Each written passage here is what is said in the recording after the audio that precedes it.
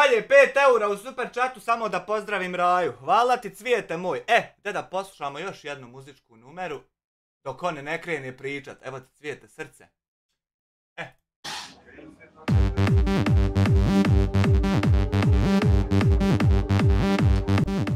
Speed, stand up, amfetamin.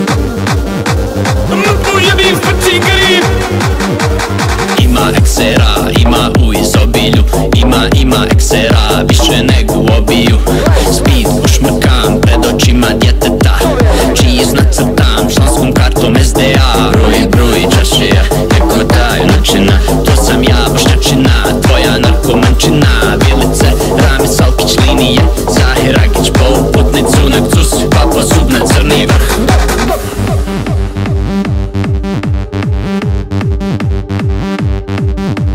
Speed, stand up, amfetamin. Dobar ti, dobar ja, dobra boba zelena. SDA, MDMA, SDA, MDMA. Tonik džin, ne gledaš. SDA, MDMA, SDA, MDMA, SDA, MDMA. Ima puno droga, ne bježim od baba roga. U meni puno droga, udara me s noga. Ja sam Nunu, ne Picasso, malo mage, malo saso. Dok uživam u drogi, njegov udara me basu. Kad me zovne Zaha, u dandu igram šaha.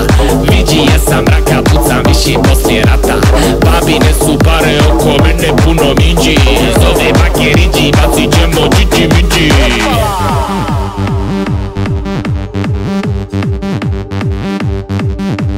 Speed, stand up, amfetamin.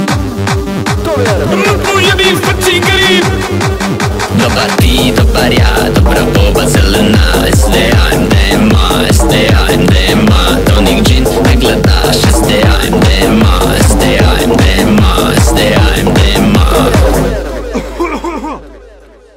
But it depends actually who am I talking to.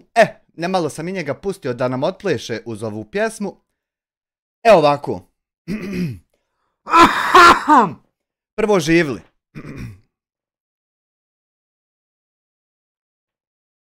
Ja sam sinoć rekao da sutra opet i ja ću opet i evo on je opet i evo sad i ja opet. I eto da ti sutra opet isto, sutra i ja ću opet isto i sutra opet isto. Eto. I dokle god hoćeš moram ovako. Nakon naše dugogodišnje kvalitetne karijere u kojoj smo postigli, odnosno ja, da se ne persiram, prvo sam postigao budalasanje po internetu. To je bilo prvo.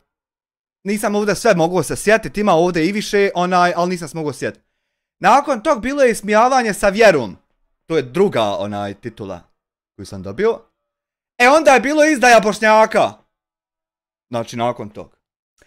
Nakon izdaje, kad sam izdao, onda sam odlučio da više Bošnjaci uopšte nisu ljudi. Nego je dehumanizacija Bošnjaka bila sa moje strane. Nakon toga, nemoj mi se smijati sa tim reakcionim, nakon toga, cyber kriminal nas je zadesio, jebi ga. Eno notepad. Nakon toga narkomanija i stimulansi. Znači sad ovo kako live-ovi idu. Narkomanija i stimulansi, znači bez tog sigurno nije. U toku toga svega, znači u toku ovo dvoje, desilo se narušavanje državne bezbjednosti. Ništa smiješno nije. Nakon narušavanja toga bila je krađa od države krađa i utaja poreza. I sad kad smo sve gore od gore, sad kad smo sve ovo, znači kad je ovo sve iza nas, kad smo to završili, sad smo dočekali napokon da budemo YouTube ovisnici.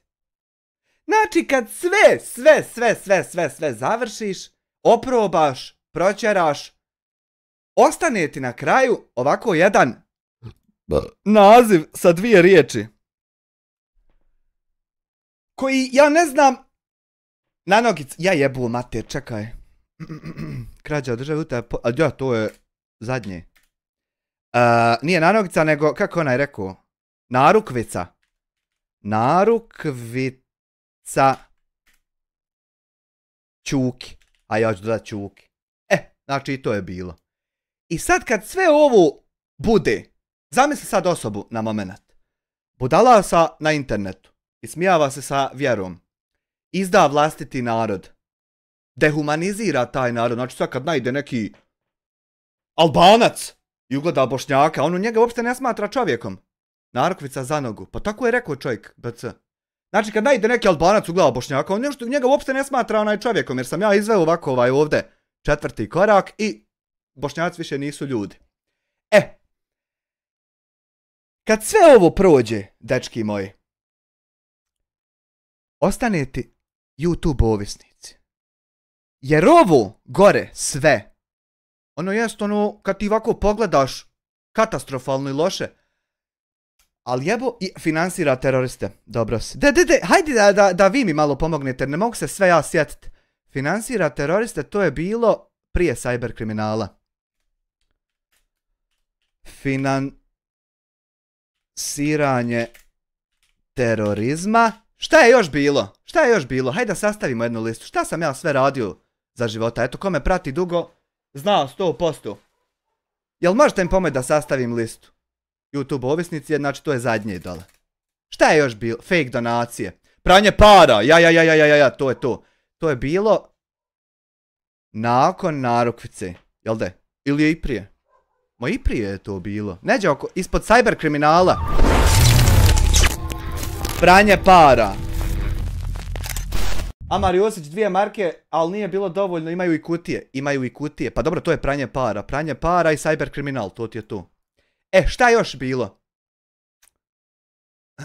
Ukrao od Hamdagije Humanta. A dobro, to je Hamdija samo optužio, nije niko drugi. Nećemo to stavljati. To nije bila globalna optužba.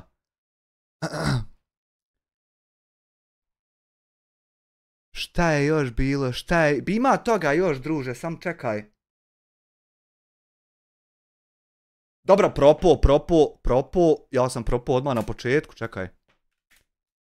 Propo. Znači, prvo sam propo, pa sam onda krenuo. I ovo prvo ti traje čitavo ovo vrijeme. Znači, najbolje te... Ako ko će snimat za YouTube, nasilje u porodici, nisam tu optužbu imao. Ako ko će snimat za YouTube, prvo trebate propast.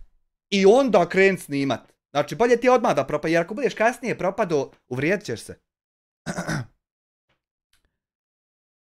Firma nije legalna nešto. Pa dobro, i to ovdje se more cyber kriminal. Kao tam govori firma, ima neja. Nanosivanje nevolje drugim... kako bi to fikrete mogli... Kako bi to mogli u 2-3 riječi svrstat? Jer to je zadnje. Prije ovisnosti. Vrijeđanje youtubera. Kako bi to mogli svrstat? Nanošenje... Nije nanošenje štete drugim youtuberima. To je preblago. Daj mi nekako... Daj, pretvori mi... Hajde da vidim sad ko ide u školu, ko je dobar. Pretvori mi rečenicu... Nanosi štetu drugim youtuberima, pretvori je, upotrijebi druge riječi. Pretvori je u drugu rečenicu na način da kad je čovjek čuje poželi da me ubije. Znači, nanošenje štete drugim youtuberima. Kako bi to moglo... Ugrožavanje...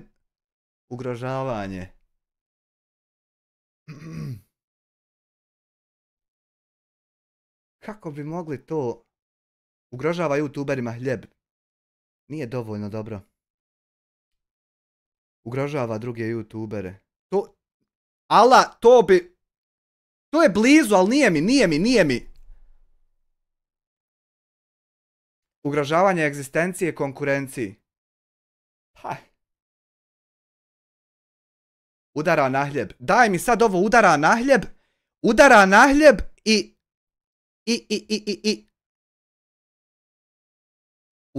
Ugrožava youtuberima hljeb.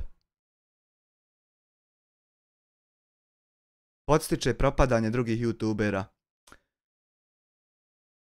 Hajde ovako da stavimo. Ugrožava hljeb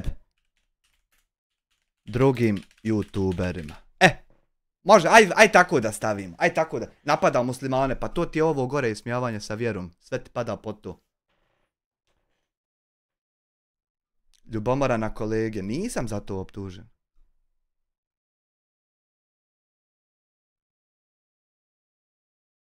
Ja mislim da je to. Jer moglo bi se još neko sjet da ima još šta. Dobro. Znači, kad sve ovo... Zamisli osobu, znači, koja sve ovo napravi. Sve ovo. I nekako to ne bude dovoljno. Ne bude to dovoljno, nego ti moraš tražiti ovako neke riječi. Zamisli koji pojam. Ja ne znam je li to ikad desilo se. YouTube addiction. Reddit, YouTube addiction is real and I am an addict.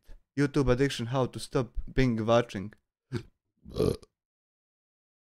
Spending hours at a time watching YouTube videos, thinking about videos or planning to watch videos. Feeling an uncontrollable urge to watch YouTube videos when away from the platform. Aha, to je ovisnost. Pa ja niti gledam satima, niti razmišljam o klipovima kad nisam na YouTube-u, niti planiram da ih gledam dok nisam na YouTube-u, niti osjećam ikakvu potrebu da ih hitno gledam. Znači, ja taj nisam. Ali dobro, jesam. Dobro, jesam. Neću ja sad komplikovati. Jesam i to je to. Strani plaćenik je bilo. Pa ja, to je bilo, ja mislim ovdje. Strani plaćenik. To je, ja mislim, ta počasna lista. To je to. Sastavljeno je. Pošto smo postali YouTube ovisnici, hajmo saznat kako smo mi to tačno YouTube ovisnici i šta je problem sa tim.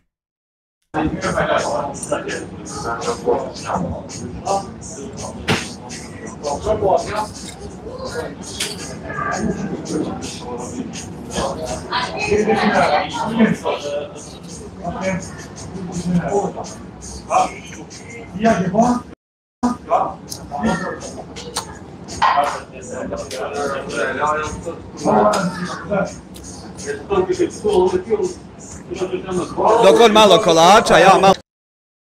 Marko Petrović, 5 eura, narušavanje poslovnih interesa drugih youtubera i atakiranje njihove egzistencije. Moglo bi se i tako sročiti. Vidi ovo. Šta je ovo? Ovo nisam ja naštimao ovu kutiju. Amira Gija poklanja 5 članstava. Ko je dobio? Milenko Tanasić, Ami, Ela, Andrej Grabeš, Marija Leta. Eto, čestitam dečki na članstvima.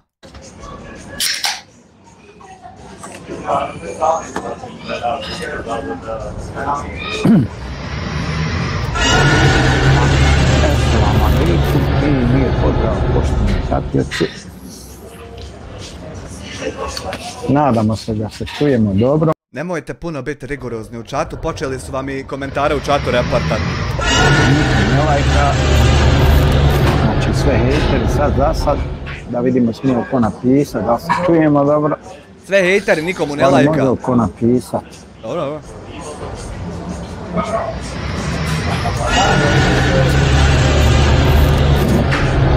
Evo, ovo vam je klasična ovisnost o YouTube-u recimo. Ja sjedim tu 3 minuta i šutim, nisam progovorio znači. To jest, ti jest. To jest. Ti jesi ovisnik od YouTube-a, 100%. Hvala Amira Gija na 5 poklonjenih članstava. Uvažena gospođo. Draksi 099 USD. Hej, grmi sjeva. Sve nakon 3 minuta ja... Pozdrav Emire Tica. Ali bitno je da je YouTube tu, da mi lajvamo, da smo nazočni što se kaže. Naravno Raja šalimo se malo, jel? Ali činjenica je nažalost, hvala za like, ali nažalost činjenica je da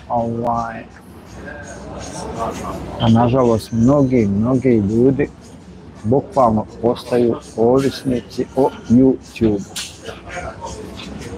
Da li nam ima lijeka, ja bih volio znati. Znači bukvalno. Sad. Ako to recimo čovjek radi nekog razloga, ako mu je to izvor prihoda recimo, pa preko toga zarađuje na neki način, ovo ono. Treba ga reportati onda. Izdržava se od toga. Treba reportati. Ajde u redu, mada nećemo se mi tu složiti sa svim putevima i načinima na kojima se to zarađuje. Znači imate neke normalne puteve, imate neke skroz nenormalne, ali eto, uglavnom Imate puteve drugih youtubera, imate moj put. Znači imate neke normalne pute, imate neki skroz nenormalan put. U prevodu. Ja ću ovdje kod Translate sad raditi. Znači, tu je ta jedna vrsta ljudi koji imaju YouTube kao izvor zarade i oni htjeli ne htjeli na kraju će sigurno postati ovisnici o YouTube-u i vjerujte mi, takvim ljudima, znači, možete uzeti hljeb, vodu, sve ispred njih, ali ako bi im YouTube uzeli, ja ne znam da li to ne uspjeli da prežive, jel? Znači, meni možeš uzeti hljeb, vodu ispred mene, sve, ali YouTube kad bi mi uzeo, on ne zna da li bi ja to preživio, pa testira da vidi da li bi. To je, hajde recimo, jedna ta vrsta. Da mi je na sekundu, u stvari ne da mi je znat. Ne da mi je znat, čuj mene budale. Kako li je tako sjedit umjesto i mrzit nekog svaki dan? Punom silom. Ne da mi je znat, čuj mene budale. Postoji sad i druga vrsta ljudi, a to su ovi takozvani freelance, znači slobodni strijelci, youtuberi koji eto tek onako dođu tu da, što se kaže, da ubiju vrijeme. Aha, imaju ovi youtuberi, a imaju ovi freelanceri youtuberi. Nisam to znao, jebo majku. Jebo majku. I koji, boga mi, dobar dio vremena, pozdrav, no name. Hajrudne, šta ima, kako si? O, Hajro! Selam, Hajro! Čujemo se, dobro.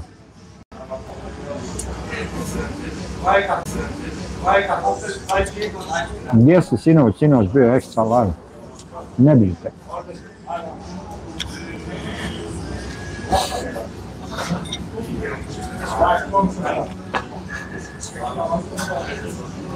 Borba je sa kolačem.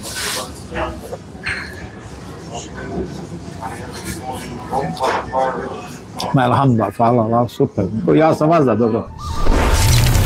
Vidi, ja... Živi u Njemačkoj 30 godina, zna reći Guten Tag. Ivan 2 eura u super chat. Evo ti srce, Ivane, da bov da. Rudno bi je kažem, hvala Allah na svakom stanju. Eno opet poklanja. Kako god da je, alhamdulillah. Borka Lah poklanja članstvo MSG Lemon. A ja moram pišat, a svejedno ima donacija. Izvinjavam se.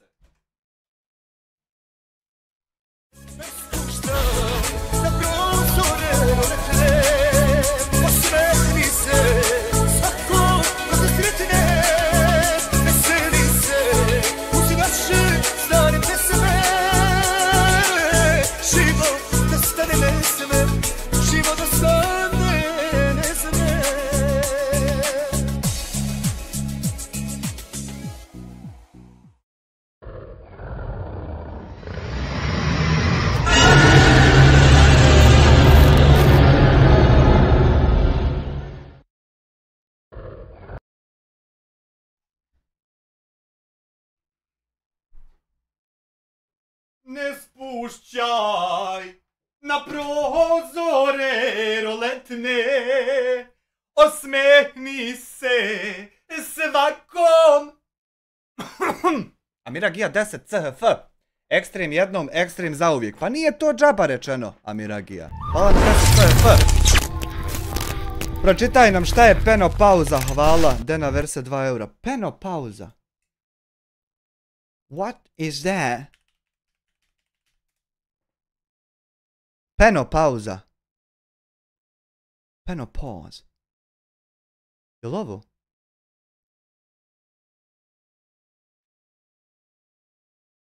Nemoj srat. Penopauza. Penopauza ili andropauza je hormonalni prijelaz muškarca. Kao i kod žena, menopauza to se događa u dobi od oko 40 do 50 godina. Ali on ima 56. Često se javljaju fizičke tegobe i depresija, u tom se razdoblju većina parova razvodi. U velikoj mjeri je usporediva s menopauzom koja se javlja kod žena, iako naravno nema nikakve veze s menstrualnim ciklusom, ali simptomi koji se javljaju donekle su slični. Na seksualnoj razini često dolazi do brojnih promjena, smanjuje se količina sjemena koja se izbacuje tijekom orgazma. Tobe Arabi. Muškarci stariji od 50 godina ejakuliraju u prosjeku 2 do 3 mililitra sjemena odjednom, dok muškarci mlađi od 50 godina ejakuliraju u prosjeku 3 do 5 mililitara. Količina također se smanjuje ili vlaga potpuno nestaje. Kontrakcije koje još meni drago što imam 30 godina, mogu ti ja reći. Kontrakcije koje izbacuju tijekom orgazma gube svoju snagu. Pa to je vjerojatnije da će sperma iscuriti, a ne špricati. Zašto mi ovo čitamo dana versija, ako mogu ja saznati? Ostale promjene koje se mogu dogoditi su dulje trajanje erekcije, manje čvrste erekcije, brži nestanak erekcije nakon ejakulacije i dulje vrijeme između uzastopnih erekcija. Međutim, ovi simptomi ni na koji način ne najavljuju kraj seksualnog funkcioniranja tijela, samo ide malo manje glatko. Znači, more dijasporac još, samo eto malo će to trajat. Ja uvijek kažem, ja uvijek Allahu zahvaljujem i to je to. Alhamdulillah. I ko je Allahu zahvalan, Allah će mu dat bolje. Ja se uvijek držim onoga, kaže, ko se Allaha bude bojao, Allah će mu dati izlaz svake situacije. Čitav članak od i obskrbit će ga odakle se i ne nada. Ja se smirila situacija, radio sam, nemam ja pojma, što se mene tiče, situacija je smirena odavno. Nije nikad bila Situacija je smirena odavno, ali da ja još jedan live danas upalim, da malo ono ispod jebem, pa odo dalje.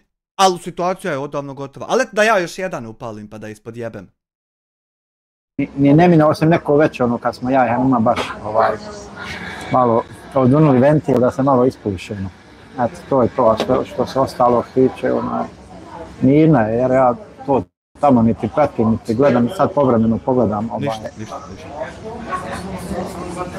pogledam univerzalnog majstora, stvarno čovjek radi vrhunske analize, a neko će sad pomisliti, eto, univerzalni sebe brani, pa ti odmah, ne, mi smo i ratovali, svađali se i ovo i ono, mi jedan drugog jednostavno u zraku osjetimo. Hanuma ima pravo, neka im je sve izbrojala. Pa normalno. I bit će toga još, samo polako. Ali stvarno čovjek radi vrhunske analize, ovako, gledali smo, znači, jednostavno, neki ljudi dovoljno je samo da ih zagrebeš po površini i da oni eksplodiraju kao atomska bomba, što se... Ja tebe samo zagrebu po površini ukucao jedan članak, našao ti eksplodirao, helać, evo hoćeš biti 2 već mjeseca. Tačno ti je ovo. Kaže. Dok nekima ne možeš, razumiješ, ne možeš ništa. Dobro, nisam samo to, našli smo ti adresu, nije sam to, dobro, lažem. I to je to. A neki to gledaju kroz taj, ajmo reći, sve gledaju kroz ovo, kroz pare, samo je bitno da dok dolaze pare, oni će to raditi, čim prestanu pare, on će to prestati raditi, to je to, samo bojim se da će nekima pare na kraju skočiti na nos, ali uglavnom Nada, zadnja umire nada je nešto najljepše u čovjeku. Kad sve prođe, ono ti se i dalje nadaš da će tvoj kopilanok proći. Hoće. Ja slatko gledat ovu tužnu propalu facu na kraju bitke. Dakle, danas pričamo na temu ovisnika, o ovisnosti o YouTube-u. Pa ne znam, kažem, pogledaj kod univerzalnog, on je uradio dobru analizu i sve će ti biti jasno. Da ne kažem 99%, 100% je pogodio, znači objasnio situaciju, 100%. Dakle, ta ovisnost, recimo od YouTube, ona već postaje, hajmo reći, opipljiva, da se možeš uhvat za nju. Možeš se uhvat za mog, i ti i Mija Kalifa tvoja. Morate soboj ufati vjesit tako nad njim. Eno cvijet 5 eura.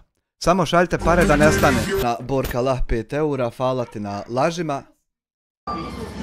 Pitanje je koliko od nas... Eno još jedna lažna, evo još 2 za pivo. Hvala ti Ivane na 2 eura, evo ti srce da povdati. Allah dragi. Smo spremni da... neke te stvari da radimo honorarno, koliko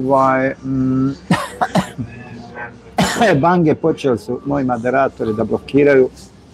Izvini, moram i tebe blokira, haj, nema veze, šta će, nije bitno. Čovjek koji liječi svoje frustracije na YouTube-u, pali live i priča o tom kako je neko YouTube ovisnik i liječi svoje nešto na YouTube. Znači, činjenica je nažalost da smo svi postali veliki ovisnici. Sad da me neko pogrešno ne shvati, Volimo.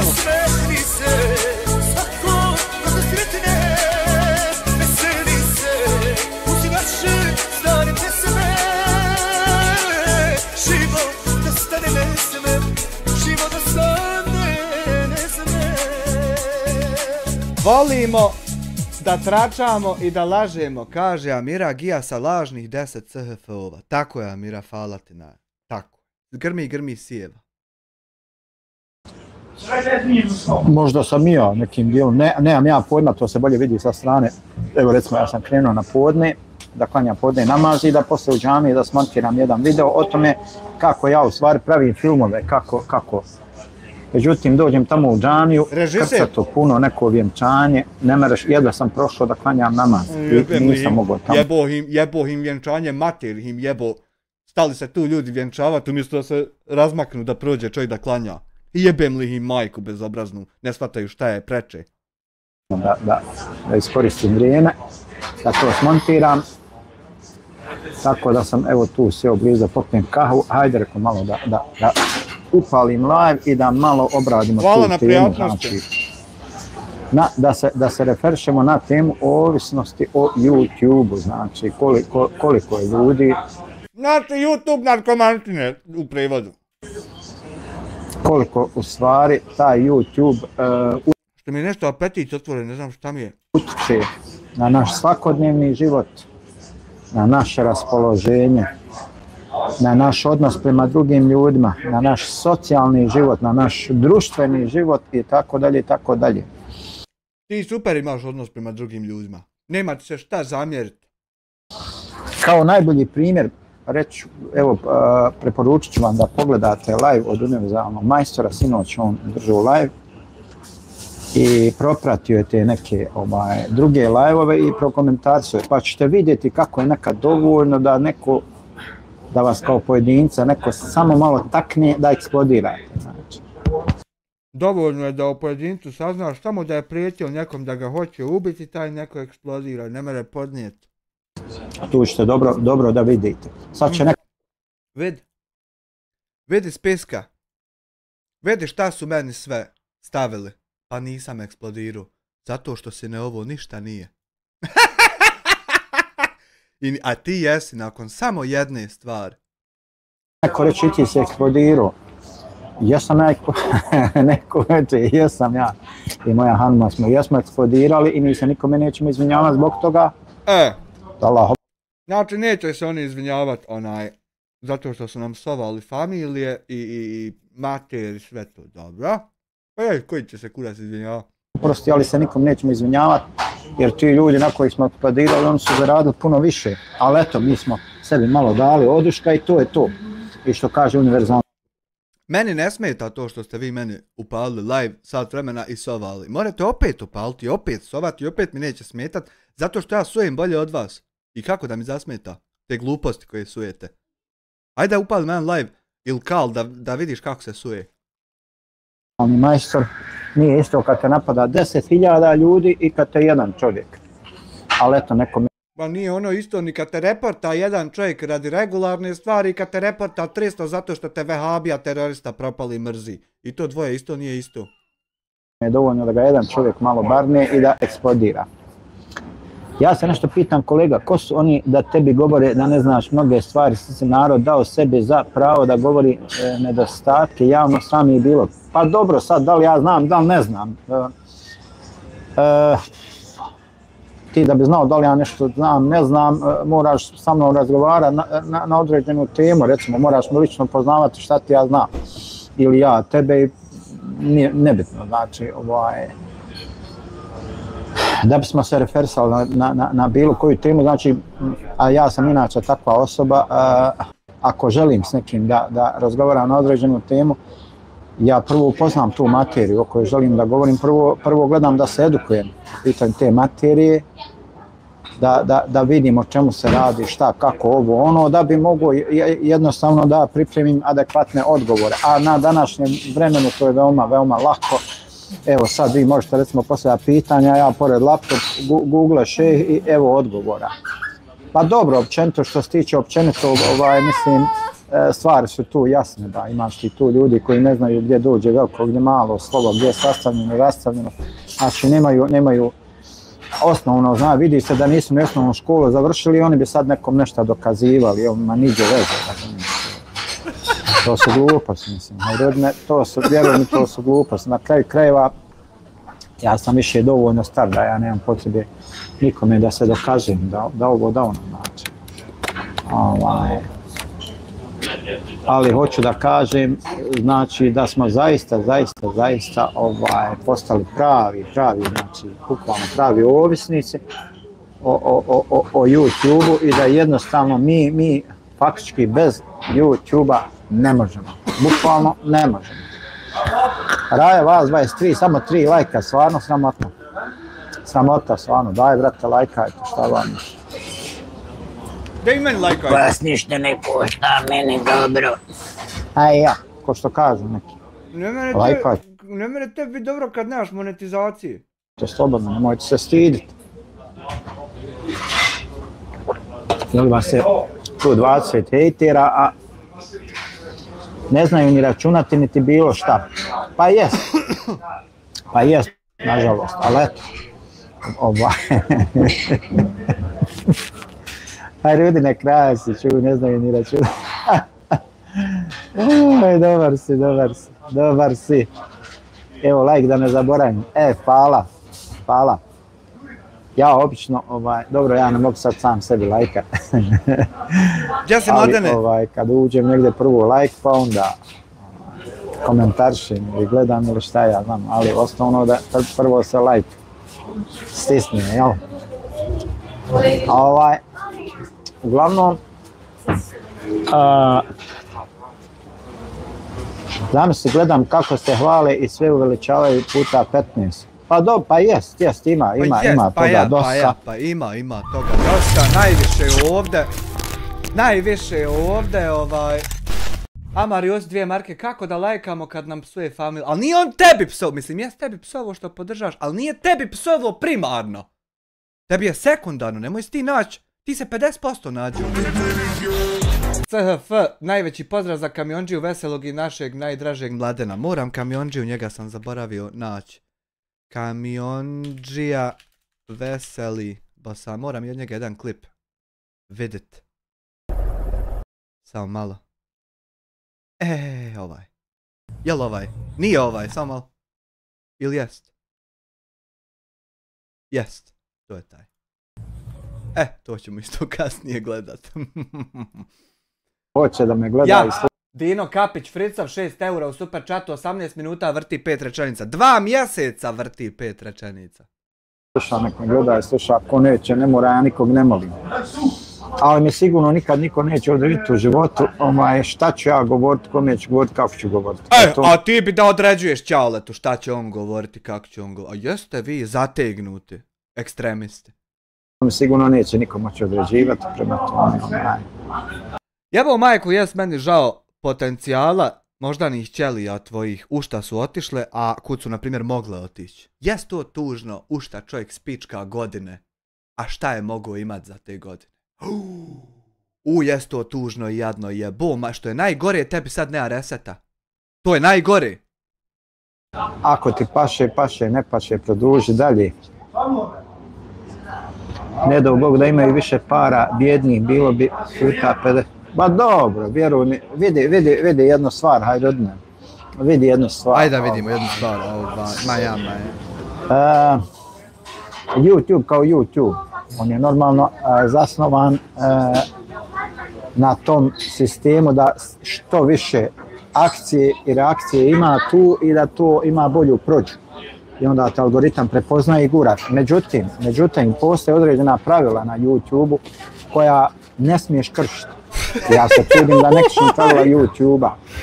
U tom slučaju, znači, more tebe milion ljudi napadat, kakva korist. YouTube to neće dozvoliti. Pa kakva korist što ti 300 tvojih reportate kad ja ne kršim nikakva pravila, eno rekao ti YouTube, i ti i dalje lud isto. Ti i dalje lud isto. Može samo biti kontraefekat da se to sve njima vrati. Evo, doživljavaš kontraefekat, brate moj. Nadam se da si zadovoljan. Ljudima koji me napadaju. I to je to.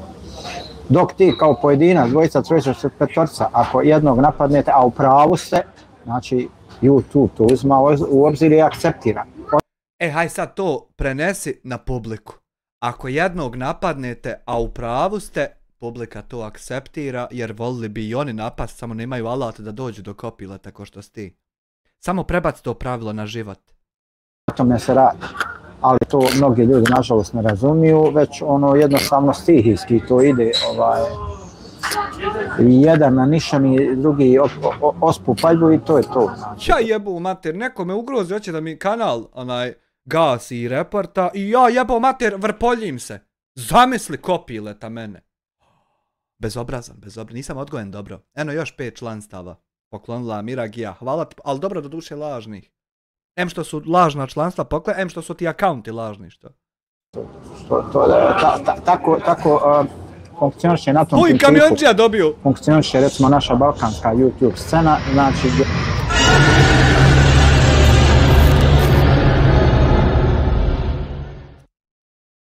Rajvo sam dobio! Kod nas, nažalost, Balkanaca je problem to što se mnoge stvari ne provjeravaju.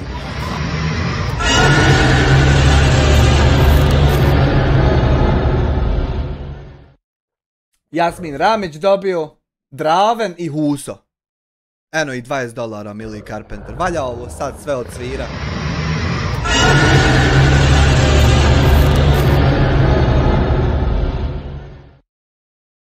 Hajmo Draven. Ubrzajte vi live ovo ko gleda kasnije. Preskoči ovo.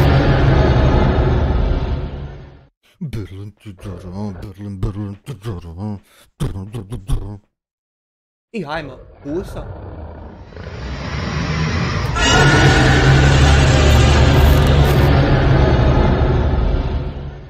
Evo ti sad Mili srce.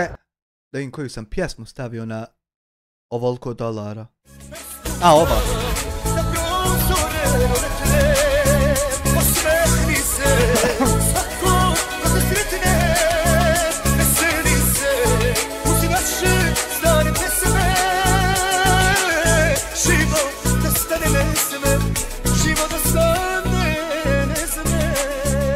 Znaš šta on doživljava?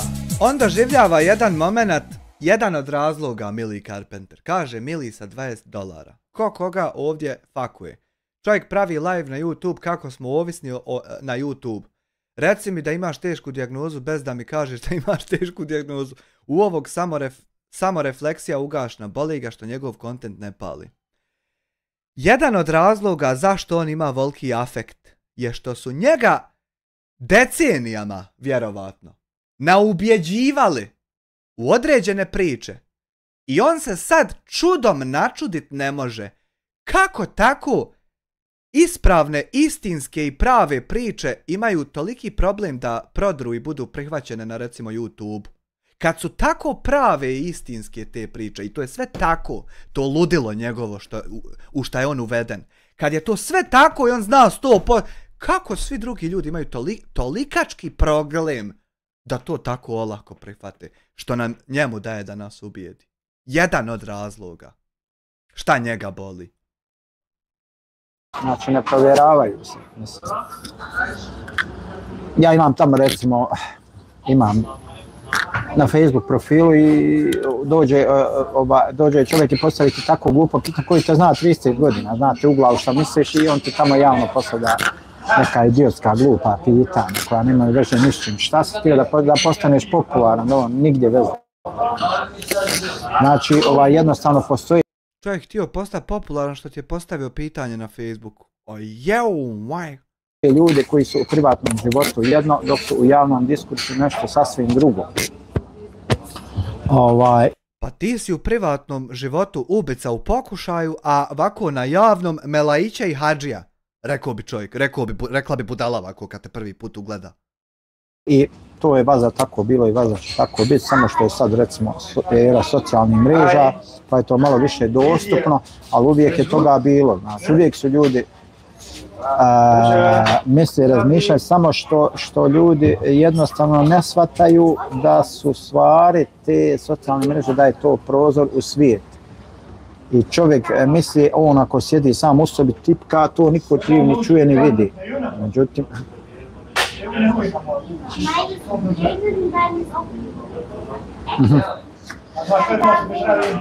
kaže Hajrudin, ja ću te zvat Hajrudin. Tako sam te zapamtio. Mislim da ovim bjednicima smeta tvoj uspjeh, kolega, i na sve načine pokušaju te sabotirati. To sam ja primijetio, jako sam razočaran.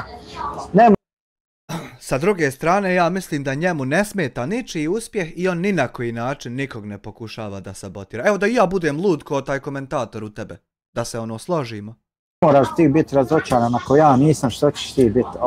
Pa vidi, nemam ja namjeru, ja ne svime, normalna je stvar, ko to od nas ne voli pare i šta ja znam, to su gluposti, ali po svaku cijenu nikako.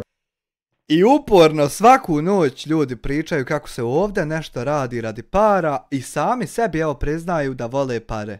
I onda nekog drugog napanu sa tim. Ja to ne želim, znači, meni nije cilj da ja uspijem po svaku cijenu, znači, to mi nikako nije cilj, ovako normalno nešto snimim, postavim, pa ako prođe, ne prođe, Bože moj, na kraju krajeva. Nije da sam bio 100% siguran u životu da nikad ovako neću imat neki diskurs sa vehabijom, nije da sam u to bio 100% siguran, postojala je sumnja malim dijelom da možda nekad hoću, ali ono u šta sam razočaran je što nisam imao nekog boljeg, što nisam imao nekog jačeg, što nisam imao nekog ko neće psovat, ko neće vrijeđat, ko će pristat na razgovor, ko će doći, ko će dati intervju. Samo žalim što nije bio neko jači. Ali ne mere, žalim što nije bio neko poput Alima, ali znaš šta je tu problem? Što Alim nije lud ko ti i onda je to nemoguće se ikad desi. To je problem. Jačinu mozga čovjeka koji ima, koju ja zahtijevam, neće biti tako lud ko ti. I to je ono za čim ću ja vječno žaliti. Što nisi bar malo pametniji, da ne bude ovako lako? Publika je ta koja će ocjenjivati, procjenjivati ko je dobar, ko nije i šta ti ja znam. Jer danas, teško je danas curiknice i spustiti se na level te balavurdije. Ja, ali me žudim za tvojim mozgom i njegovim stavovima, ali to dvoje je nemoguće, to je problem. A zamisli tvoj mozak i njegovi stavovi, na šta bi ta rasprava ličila.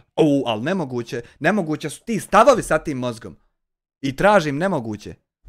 Ja sad da bi bio pravo uspješan, znači morao bi da snimam nešto što toj balavurdi odgovara.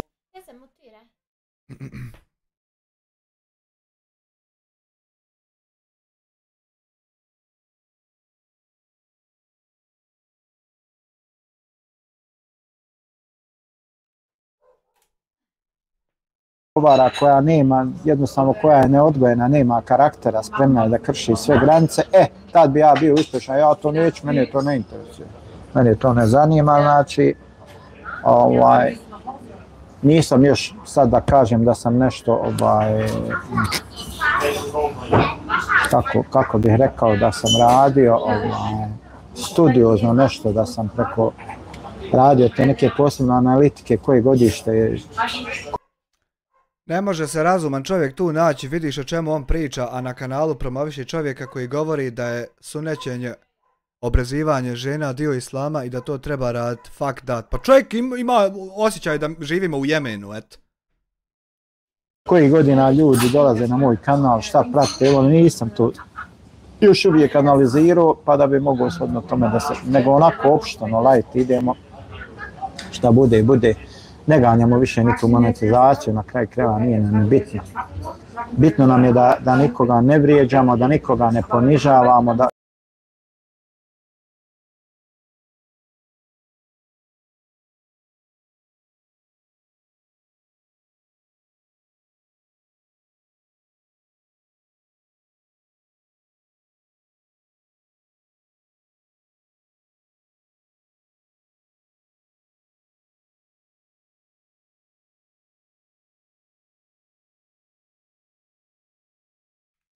Pardon, greška. slučajno sam se mutirao. Šta je rekao čovjek, eto, džaba objasni. Ne ganjamo više nikakvu monetizaciju, na kraju krajeva nije nam bitno. Bitno nam je da nikoga ne vrijeđamo, da nikoga ne ponižavamo, da se nikome... Ovo sam komentarisao.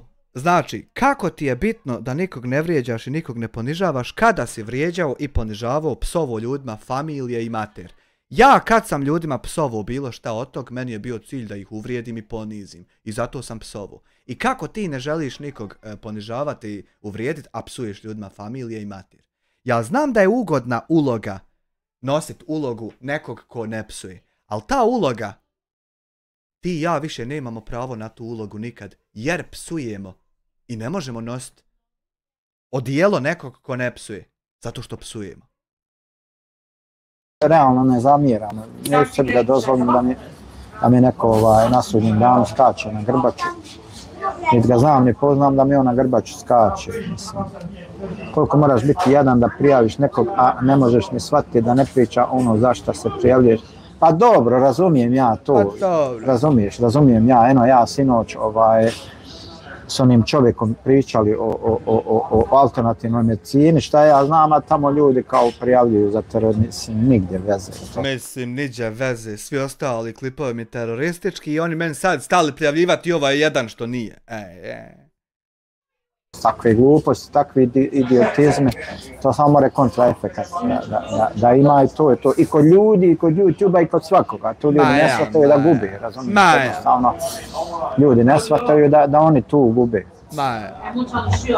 A dobro, sad, da li su to munafici? Nisu to munafici. Munafici su jedno čaferi, su nešto, to su prije čaferi nego munafici. Jebo, munafike, vam šta je ljepši riječi, šta imamo, pusti munafike kraju. Moje, hajrudne. Ramiću! A meni to vjerujem mi ne smeta, mi najmanje ne dodiruje me. Jer ja volim ovako da neku temu, da neku anomaliju u društvu, da je uočim i da je malo se, hajmo reći, fokusiram na nju, da je analiziram, da se kritički osvrćem na tu anomaliju, kao što je recimo u ovom slučaju ta ovisnost o YouTube-u koja je nažalost sve više primjetna, sve više zastupljena kako kod starijih ljudi, tako kod ljudi.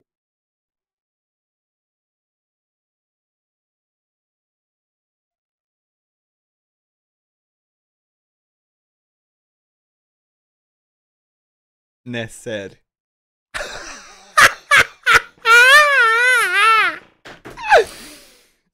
Dobro, Ramiću. Srednje dobi, tako i pogotovo kod omladne. Kod omladne to je, znači ne postoji dijete, znači koje ono čim, dvije godine čim upozna onu oznaku za YouTube, ono odmah zna i da izađe na YouTube i da nađe šta mu treba i ovo, jer tako je podešan YouTube. Eto, tako do te mjere olakšano, znači najmanje dijete da zna klikat, nalaziti sadržaj i šta ja znam. I to je recimo, to je odlika recimo, hvala Bogu da sam tvoj kanal našao, kolega, idem te slušati, hvala Hajrudin, hvala. Mada ne znam, eto, volio bi da nam kažeš kako si našao, na koji način, ko te uputio. Da te mogu banovat, budeš li preko Amira našao ovaj kanal. Ti jebe Milu mater, budeš li preko Amira našao. Mili, falat na članstvu.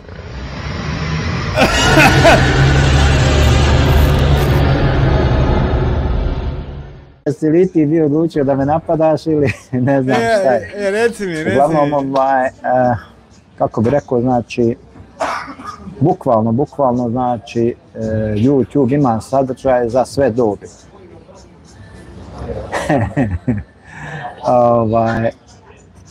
I prave se, znači, ciljano sadržaje, znači, za određenu publiku i onda se to, kao što recimo ima onaj naš poznati YouTuber, onaj Omčo, kako se zove, on ima svojih 10-15 kanala. Kažu ljudi čak i da u Koreji, na Koreji. Omčo, brat moj, dijasporac. Da ima svoj kanal i to pravo uspješan. Ima. Znači, momak je jednostavno prokljuvio skontu, šta, kako, bacio se na to, uložio. I ne takmiči se ni s kim. Niti nekog narušava, niti nekom misli zlo, niti nekom misli loše. Evo dijasporac, skoro ja bio kod Jarana da mu je sinu da se vidi sa omčom. Zamisli. I ja nazovem omču i čovjek se odmah javi. I ja dadnem telefon i oni se čuju. Zamisli kad ne zatvoriš vrata guzicom i kad si ok sa svakim, možeš ih i kontaktirat. A dobar je omča, super je omča. Ne, sad slučajno YouTube izašao na početnoj stranici, rekao ovaj je sigurno naš. Pa dobro, naš, odani to.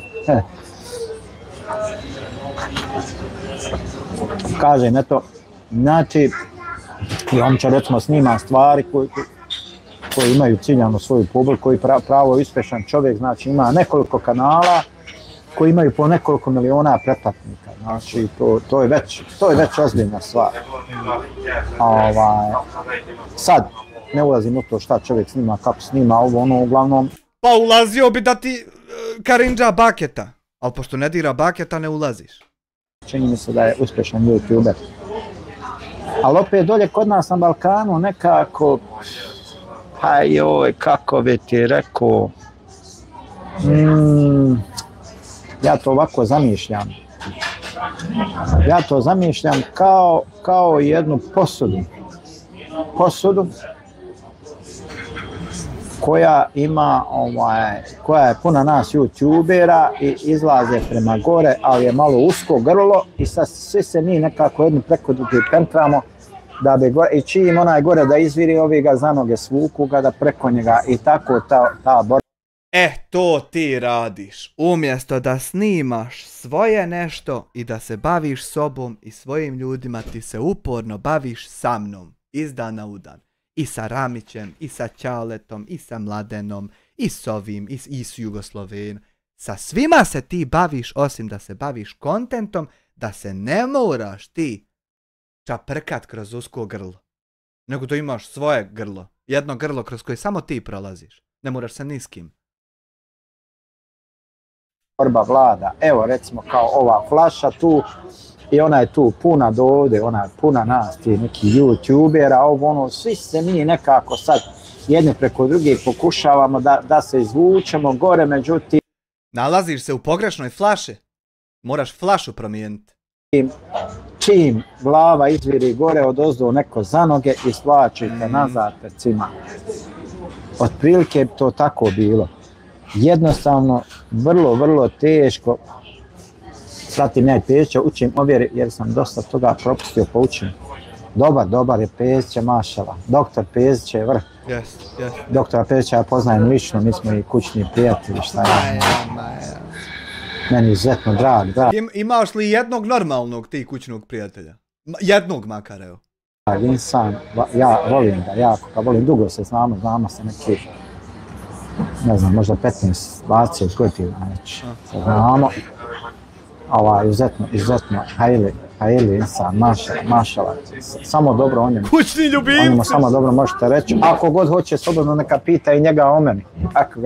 Ako ga zanima, slobodno nek pita. Sve je meni jasno i o tebi i o njemu nemam potrebe ikog išta da pitam. Nek pita. Dobar, sigurno, dobar. I vjeruj mi da nećeš puliti šta god da čuj, poznajem ga lično, pa kućni prijatelji, znam čovjeka 20 godina ga znam. Znam ga lično kad je bio u Krajini, gore u Sanskom mostu. Eto, gore smo se upoznali. Gore. Prije neki, sad ću reći, mislim 17-18 godina, tako nešto, smo se upoznali. Znam ja lično poznajem i doktora Kuduzovića, i doktora Ahmetovića, i doktora Gološa. Znači, sigurno jedno 10 doktora islamskih nauka ima moji lični prijatelja. Znači, moji... Doktori islamskih nauka. Neću ništa reći, samo ću ponoviti što je on rekao. Kućni prijatelja, jedno 10-ak ima koji su doktori islamskih nauka.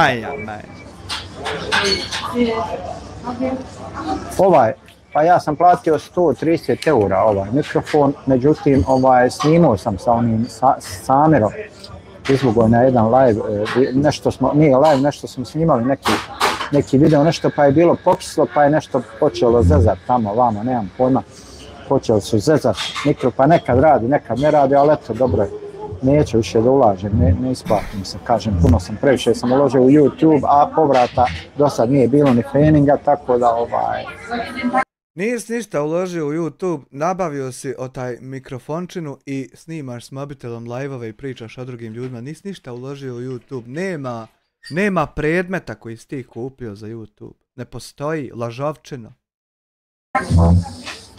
tako da... Patološki lažov i ekstremista. Patološki lažov. Kažem, poznavao sam i Rahmetli Bačića. Čak smo zajedno živjeli 3 mjeseca, ja i on, u istom stanu, znači stanovao, tako.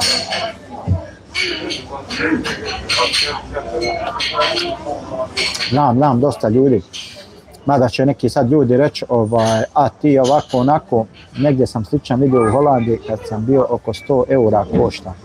Pa kažem, evo ja sam ovo je Holy Land marka, evo ga. Piše tu, znači Holy Land. Ja sam ga platio 129 eura, čini mi se. Sam naručio preko Amazona. Ali eto, dobri su mikrofoni, samo treba čuvati da ne pokisnu. Ako pokisne, ako ga vlaga ufati, problem znači. I tako da kažem, i onda će sad mnogi reći, a ti ovako, onako, ovo, ono. Pošaj, ljudi moji, morate da znate. Svi ljudi su grešnici. Ima li neka još stranica da mi preporučiš? Kako misliš, YouTube kanal ili? Jel misliš na YouTube kanal da ti preporučim? Znači, ne bi se smio taj mikrofon mi Kalifi dol gurat. Vlaga bi ga ufatila.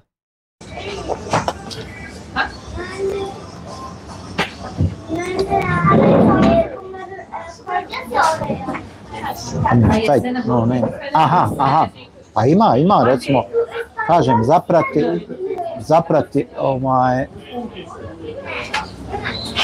zaprati recimo kanal, meni se može donirati jedino preko Paypala, imaš tamo Paypal, jedino tako, ne može, nije kanal monetizovani, ne može se zaprati kanal SSEEMMIIRR, Semir, ali su sve dupla slova, jako dobar kanal. Kako se zove kanal što treba zaprati? Zaprati kanal SSEEMMIIRR. Ja također vas pozivam da zapratite kanal SSEEMMIIRR, jako dobar kanal. Semir, ali su sve dupla slova, jako dobar kanal. Dolje o Bosni i Hercegovini ima dosta videa, znači super je, ekstra je. Zatim recimo imaš kanal BH Road Stories, jako dobar kanal, jedan čovjek odozvo Bratica Dobrinje kojeg znam, snima jako lijepe, dobre ture po Bosni i Hercegovini. Imaš recimo kanal Robert Dacešin, ekstra, imaš Salko Juklo Oficijal. Samo mog nemaš niđe. Imaš! Ma reci mi koje ćeš kanale da ti nabrajam i sve ću ti nabrajati, samo neću nikad moj. Moj ću preskočiti, kad me klali, ja ne bi izgovorio da ima moj kanal. Kad bi me klali. Gdje ima u zadnje vrijeme pravo dosta dobrih klipova, snima normalno Univerzalni majstor i Univerzalni majstor 2, zaprati imaš zaista dosta korisnih stvari. Znači čovjek je imao je, kako se zove, imao je 2 montirana procesa. I sad opet montirane procese imao, a ja nisam imao, ja sam od države ukrao od YouTube-a, BH YouTube-a, bosanskog YouTube-a ukrao, a on je imao montirane. Kad ti postane jasno kakva vrsta kopileta si, onda će ti postati automatski jasno zašto ovo sve ide iz dana u dan. Znači, bukvalno, i on je dosta govorio o tome na svom kanalu. Pa, prijavljivali su mi ljudi videa, prijavljivali su mi ljudi videa, šta ja znam, nemam pojma, i prošle godine u septembru bio mi je monetizovan kanal, međutim, zbog nekakvih prijava, tamo do duše koristio sam i vještačku inteligenciju, tad u to vrijeme nije bila dozvoljena. Ono je bilo nekih prijava tad, ali do duše i on je koristio vještačku inteligenciju i sad nije on monetizaciju izgubio radi prijava, nego što je vještačku inteligenciju. Jesi čula, Tahiba? Ne smiješ AI koristiti za klipove. Ukinuti monetizaciju. Nije bila ubačena rubrika u kojoj se može odrediti ili nije upotreba vještačke inteligencije, tako da mi je neko reporter prijavio i tako da ukinuta mi je. Jebem li him, mater him, jebem bezobraznu, čovjek snimio klip. Ima njiva. I sad. Čovjek snimio klip. I u tom klipu bio je dijelić nečeg što je artificial intelligence. I neko gledao to i kliknuo tam na report i ukucao razlog. Ovaj video u sebi sadrži AI i ne bi trebao biti na YouTube-u i reportu i tam admin kad je čitao, aha, ima AI nešto u klipu. Da mi ukinemo monetizaciju u kanalu. I to je tako bilo ko što je Goloruk iskakao na četnike. Nije radi reparata on to izgubio. Monetizacija. I poslije više, šta ja znam, nisam jednostavno pokretao to. I sad za sad neću, nek ide ovako kako jeste. Znači nije mi to prevashodni cilj. Svakako ja nemam ni dovoljno ni pregleda, ni ovoga, ni onoga, tako da Kako nemaš polako, ali sigurno si stigao do koliko već, 11,2K ili koliko već. I polako je sigurno ti to učvršćuješ i skoči, i idu pregledi. Kako sad ne, odjednom sad opet ne ja? Šta ja znam, ne pije mi nešto vode, ja i kažem, živim u Njemačkoj, radim fin posao, imam solidnu platu, može mi biti, mogu lijepo živjeti, tako da... Što govoriš onda čovjeku da ti donira na PayPal?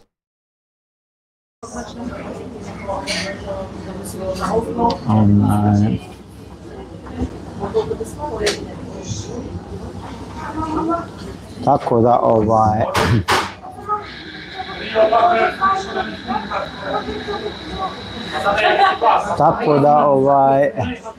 šta ja znam, nije mi prevashodno, znači najbitnije mi je da progovorimo o nekim stvarima, jednostavno da dopre moja riječ do ljudi, jednostavno Pa nema boljeg načina da tvoja riječ dopre do ljudi nego da uđeš u komunikaciju sa tim ljudima. I ja te zovem u komunikaciju i ti nećeš, a hoćeš da dopre nešto tvoje do mene. Da pričamo o nekim normalnim stvarima, da razmjenjujemo iskustva, savjet, ja opet kao stariji čovjek smatram da ima dosta toga što mogu ljudi od mene da nauče, i mlađi ljudi, a boga mi i ja. Kako da nema, na primjer, kako prijetiti smrću novinaru kojeg ne podnosiš, to bi od tebe mogli dobro naučiti. Prihvatam često savjete, akceptiram od mlađih ljudi, tako da to ništa nije sporno, ništa nije sramota, jel?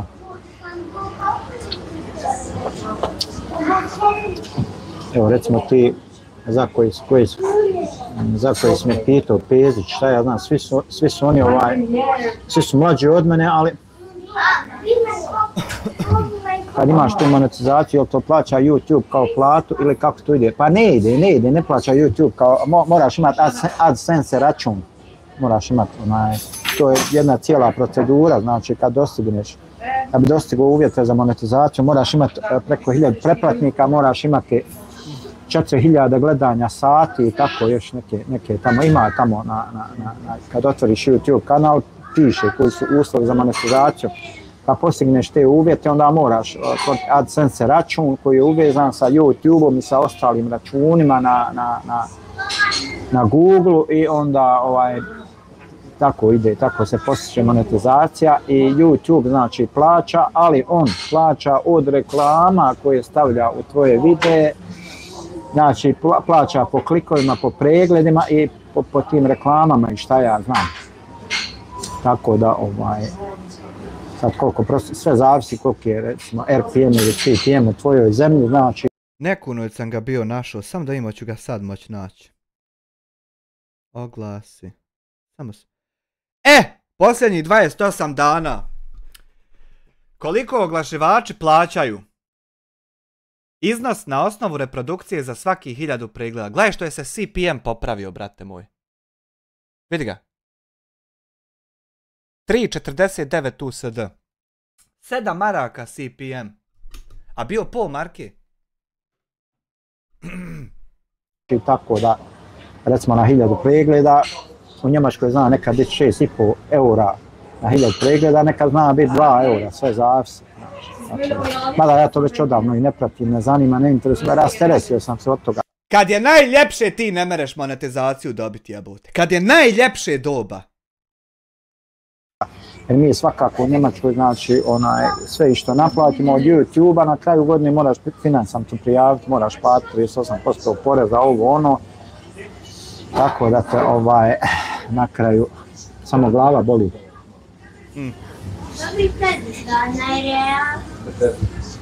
Anis Kadrić ovdje psuje neuzubila Boga. Ešhedu en la ilaha illa. Aj da je familiju bilo bi, ali Boga već. Bolje da je familiju kome otresu, na primjer meni, bilo bi sve okej. Dobio bi moderatora.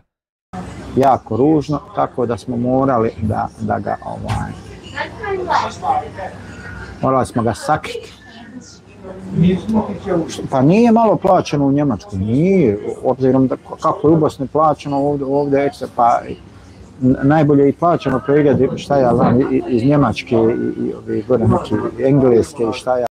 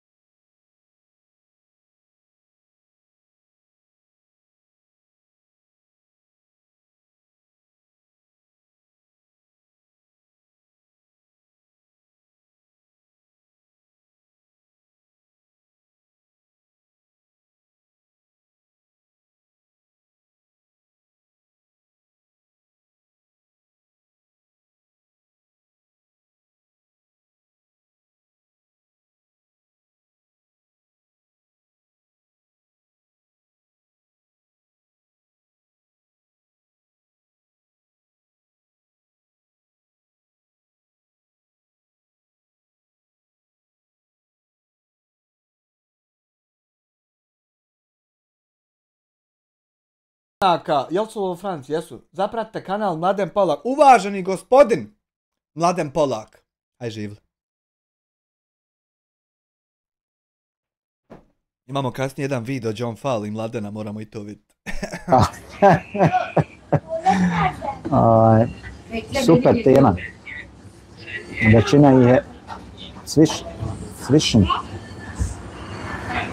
Više ja volim dron.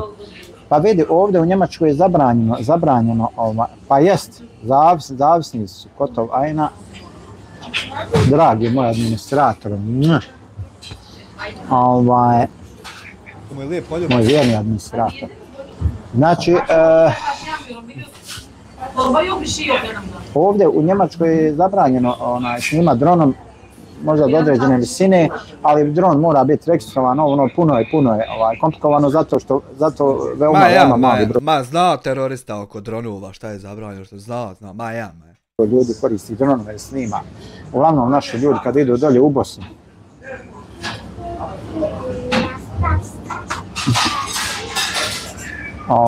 Uglavnom dolje ljudi u Bosni većinom to koriste, snimaju pa montiraju, ali ovdje slabije. Ma ja, po Bosni, ovdje se ne može, znači, ja sam bio kupio dron, naručio ga i vratio ga odmah isti dan. Ramiću, jel ono ovo tebi čitao vrijeme viče Maja? Samo što sam ga digao da ga testiram, sletio komšiji na balkon, sreća pa je bio Turčin, da je bio kakav Švabo, ne bi se baš lako dogovorili, nego bio neki Turci, neki bili, i oni su meni vratili sutradan dron, i taj dan bili kući. Ti mu rekao da je ostavio Alija Erdoganu u amanet Bosnu i ti odmah kaj drži dron, sve je okej, sjećam se Alije. Sreća Turak bi. I odmah sam ga spakovao i vratio ga nazad. Aha, bio sam u Srebrenici pa sve snimao na Drini, pa to su super snimci dolje sa dronom. To su ekstra snimci, super. To je prava stvar. Tako da, meni kad sam odletio na glavnu cestu, ali sreća bila nedlje. Dobro si, sreća tvoja, pa nije naletio kakav kamion da ga satari. Aji, guru, aji. Kaže, većina ih je super tema, većina ih je svišen. Zavisna o internetu. Pa jest. Platio sam ga oko 5000 eura profesionalno. Čuvaj, boga mi, to je skupa mašina, čuvaj to, kakvi. To je jako skupa mašina. Čuvaj to, dobro. To je baš je profi, ako si ga toliko platio, baš je znači profi. Baš je profi. Pa jeste, nažalost, neko je ovisan o Facebooku, međutim, kažem ti, te platforme preuzimaju jednostavno, preuzimaju publiku jedni od drugih. Ukupno, kolektivno, svi smo mi faktički postali ovisnici o vrlo mali broj ćete sresti ljudi koji nemaju recimo smartphone. Ja znam par, dvojici možda ljudi koji nemaju smartphone. Oni baš ekstremni teroristi da ih ne mere niko trianglirirat. Oni nemaju mobitel. Sve ostalo, znači imaju smartphone. Čim imaš smartphone, znači non stop si konektovan, non stop scrollaš, pratiš, gledaš, šta ja znam. Znači, tako da smo svi mi na neki način, bukvalno ovisnici. Sad, sve zavisi ko je o čemu ovisan.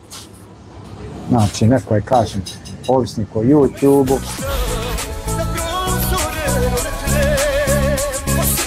Evo još jedna lažna.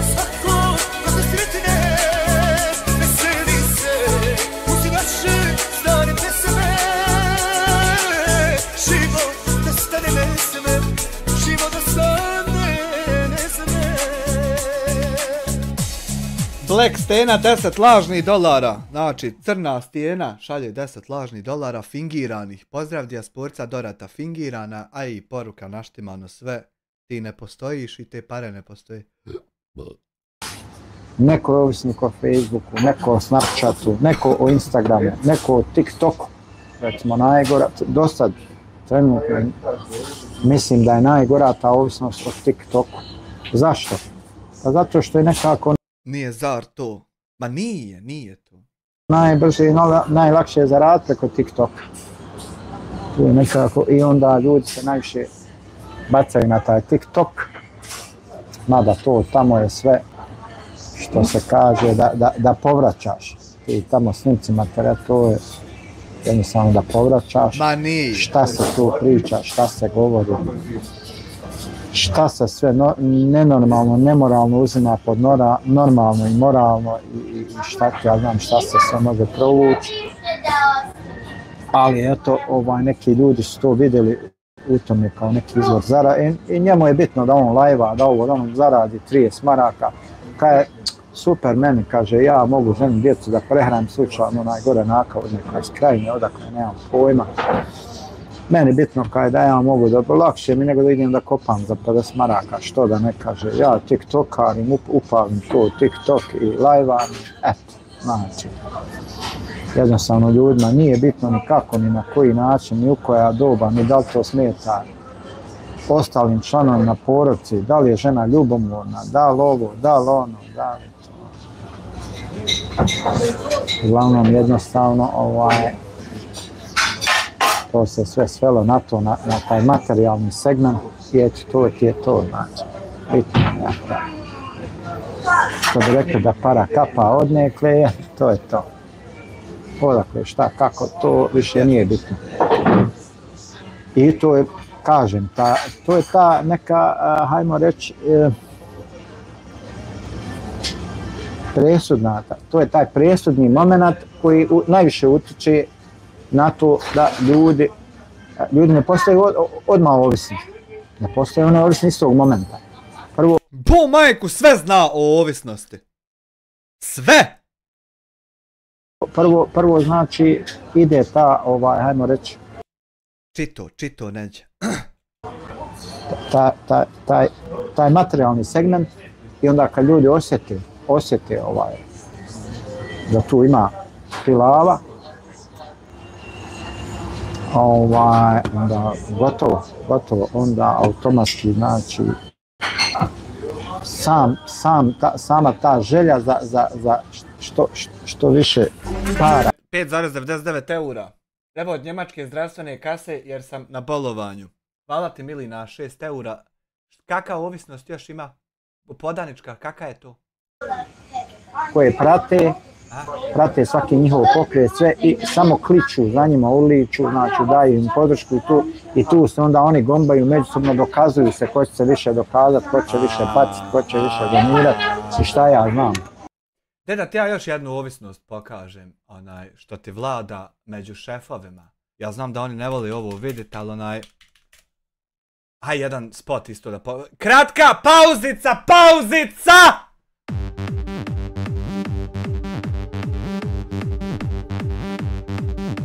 Speed, stand up, amfetamin. Ima eksera, ima u izobilju. Ima eksera, više nego u obiju. Speed ušmrkam pred očima djeteta, čiji nacrtam članskom kartom SDA. Bruj, čašija, kako daju načina. To sam ja, bošnjačina, tvoja narkomančina. Vilice, Rami, Salkić, linije, Zahiragić, poluputnicu, nekcus, papo, zub na crni vrh. Ja znam da nije njima ovo prijatno gledat. Al šta ću kad se time bavu? Stand up, amfetamin. Dobar ti, dobar ja, dobra boba zelena. SDA, MDMA, SDA, MDMA. Tonik džin, ne gledaš. SDA, MDMA, SDA, MDMA, SDA, MDMA. Ima puno droga, ne bježim od baba. Moraš aj nešto napravi. Ima puno droga, udara me s noga. Ja sam Nunu, ne Picasso, malo mage, malo sasu. Dok uživam u drogi, njegov udara me basu. Kad me zovne za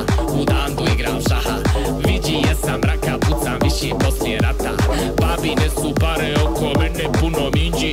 Zove bake riđi, bacit ćemo čiči minđi. Čiči miči!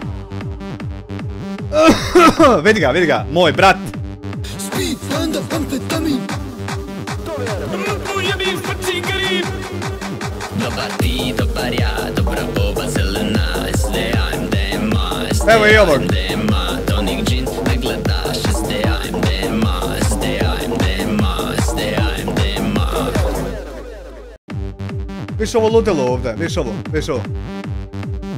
Viš ove tikove, ovo ludilo ovdje, viš ovu propast, viš ovu hrđu ovdje, viš propaliteta, gledaj.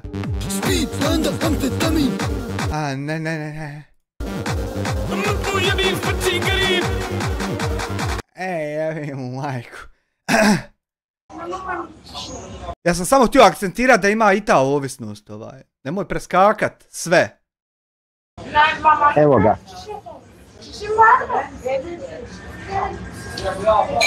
Hajde napiši, haj rodni mail.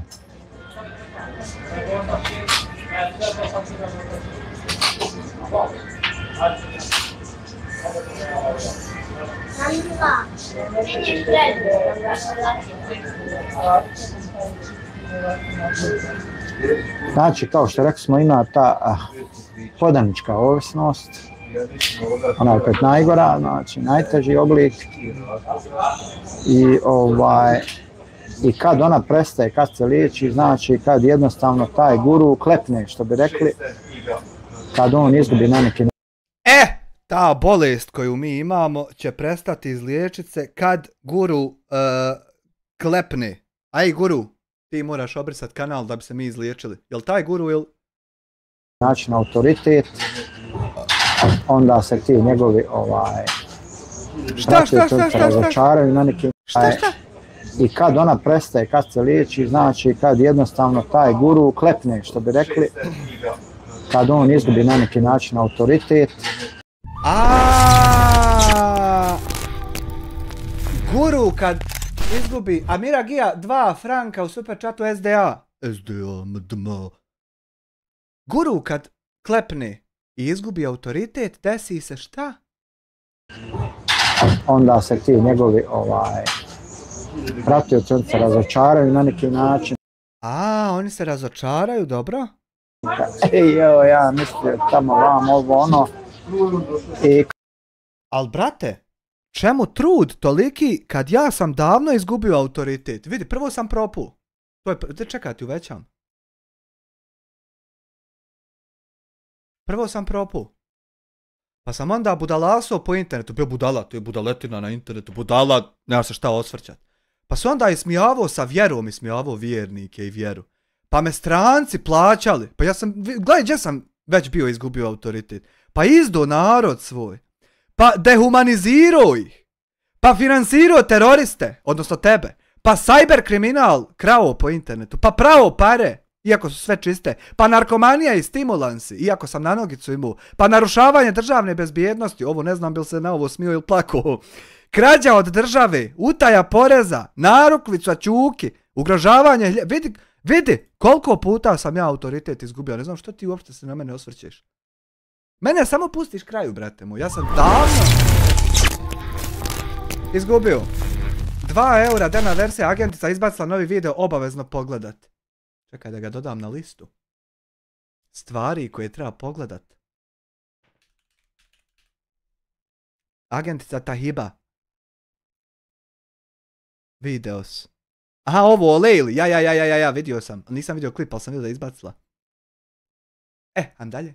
Klepnu i onda od njih nastaje jedna nova plejada, znači tih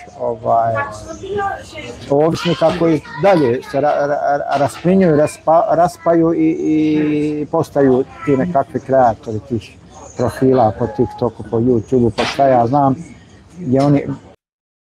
Vidi dijasporac, ti ne treba znači da se uopšte sekiraš ja što kažem da će neko fermat, ja da će se neđe čut, ja da će nekom bit bitno. Jer sam davno izgubio te autoritete sa svim onim stvarima što sam radio. Valjda. Jesam li? Reci mi. Neki od njih neće svi, ali će pokušati individualno da naslijede te recimo te radnje, te pokušaje građenja uspjeha kao što su radili ti njihovi goruji i šta ja znam. Dakle, kao otprilike kao i običnom životu i svijetu, znači uvijek nekako dešava se da neko nekoga kopira, da neko pokušava šta ja znam, da na neki način da... SLID C4 F78 F9 F74 9357 C šalje 2 eura. Gdje da pošaljemo psihološku analizu i moguće poremećaje ličnosti dijasporca Tabih agenat iz Slovenije? Slučajevi tabih.gov.na Hvala na 2 eura. Slučajevi x@tabih.gov.na Što je recimo i u politici, imate recimo određene političare koji imaju šta ja znam nekakav stil oblačenja, lupam, plavo odijelo, crna kravata, sad, ta boja, stil, ovo, ono. Kolega 2 puta ti piše mail i samo nestane. Pa vjerovatno ne dozvoljavaju, znači napiši ga bez ludo A. Napiši ga bez ludo A i vjerovatno će proći. Onaj...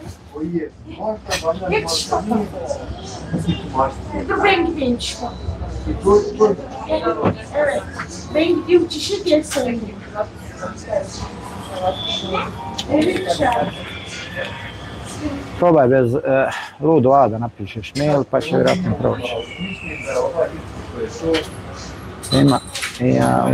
Ajmo ga malo ubrzati pred kraj. Pozdrav, ne.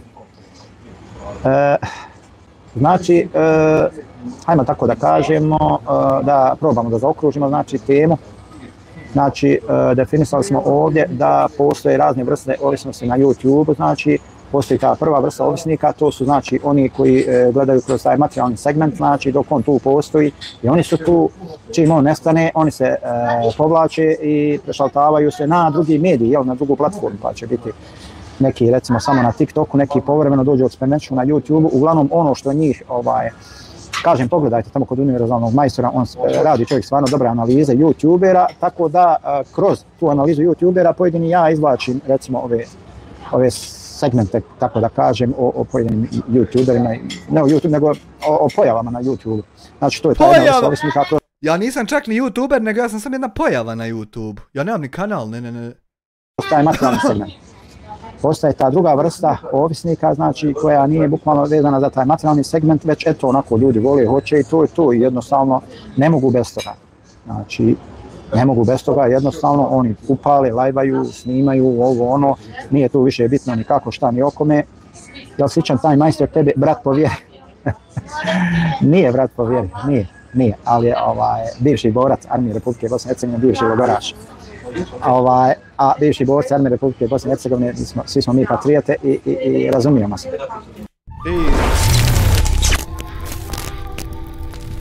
Amira Gea, CHF2, pozdrav za dijasporca Tabih centrala iz Ciriha. Sad sam ti htio reći šta si ti, ali neću, pošto žensko ime donira. Suzdržat ću se, a htio sam ti reći šta si ti. I znači borac. To je ta jedna, hajmo reći, najblaža verzija, znači koja, hajmo reći, zavisi o adrenalinu, znači pa prati te adrenalinske scene. Znači događaje koji izazivaju adrenalin i onda to oni prate, kreću se šta ja znam. I postoji, kao što rekao, ova treća vrsta, to su ti mali pačići koji znači plješću, znači koji imaju svoje guruje, koji su njihova publika i onda se oni utrkuju, znači bacaju ruže, bacaju giftove, poklone, ovo ono, tamo vamo, pjene uzdižu i slave i tako dalje, međutim čim taj njihov guru klepne, odmah i oni ispušu ko balončići. Je tako, znači, otprilike. Jel taj guru ona zmija što se treba u glavu udarati? Jel to, ili sam ja pomiješao? Hvala, ovaj chat 5 puta mi briše mail. More Tunić, Kroster. Aha.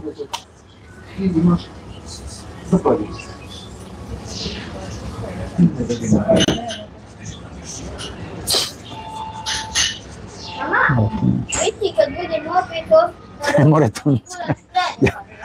Ja, rodne, ti maila, more tunic kroste ludo a gmail.com, pretpostavljam da je to. Pretpostavljam da ti je to mail. Napraviti Facebook profil i javi se tamo na Dijasporac Bošnjak. Znači javi se u inbox, pa ćemo dalje razgovarati. Dakle, znači, otprilike ono što sam ja uspio da nekako da zaokružim, da izdefinišem, to bi otprilike, to bi znači otprilike bile te neke, ajmo reći, skupine. Alaikum salam.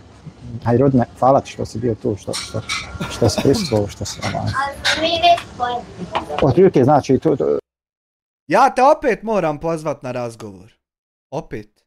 Jer ti si iz svega što si htio predstaviti sebe, iz svih tih slika koje si htio poslati o sebi, ti si zapravo smiješan i nejak. I ne zaslužuješ veliku hajku. Tek sad ja to vidim. Tebe je strah. Ja ću te opet pozvat na razgovor. Opet hajmo napraviti intervju. Jer ti stvarno ovo su budalešćine, ovo su gluposti. Hajde dođi na razgovor da pričamo. Evo opet.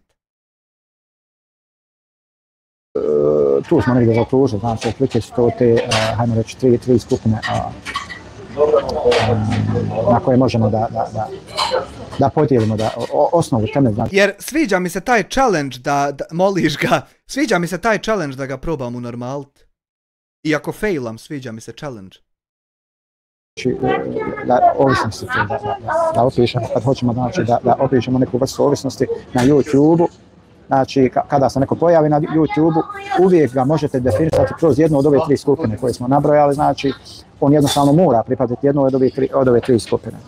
Svako ko tvrdi... Nemoguća misija. Evo vidiš ove skupine što je zacrto, to treba uzeti čekić i rastucat sve. Otvorit mu, izvuć ga izvan kutije, da vidi ostatak svijeta, da postoji oko njega. Da je zbog nečeg 4-5 razloga da je na YouTube-u, vjerujte mi da laže i malo ga propratite, malo duže vremena shvatit ćete u stvari o kojoj moći ćete da ga svrstate u određenu skupinu i da vidite kojoj on skupini pripada. Kojoj skupini pripada, znači, jer svi ovi koji rade i analize i ovo i ono šta ja znam, oni to rade iz nekog razloga. Uglavnom, glavni i presudni razlog u tome su pregledi, što već... Malo prije su bile pare, ne mogu sad biti pregledi. Koje je? Bilo pregleda. Svi reakcionisti, svi ovi, svi oni, iza svega toga stoji samo taj materijalni segment, materijalni interes da se što više pregleda napravi, da se napravi što ozbiljniji posao, što ozbiljniji kanal koji će YouTube prepoznat, gurnut ga naprijed. Aj ovako ti dođeš na razgovor, ja isključim zaradu za taj live. Ne mere niko poslat super chat, nema reklama, nema ništa, samo onako video ide. Hajde, hoćeš to?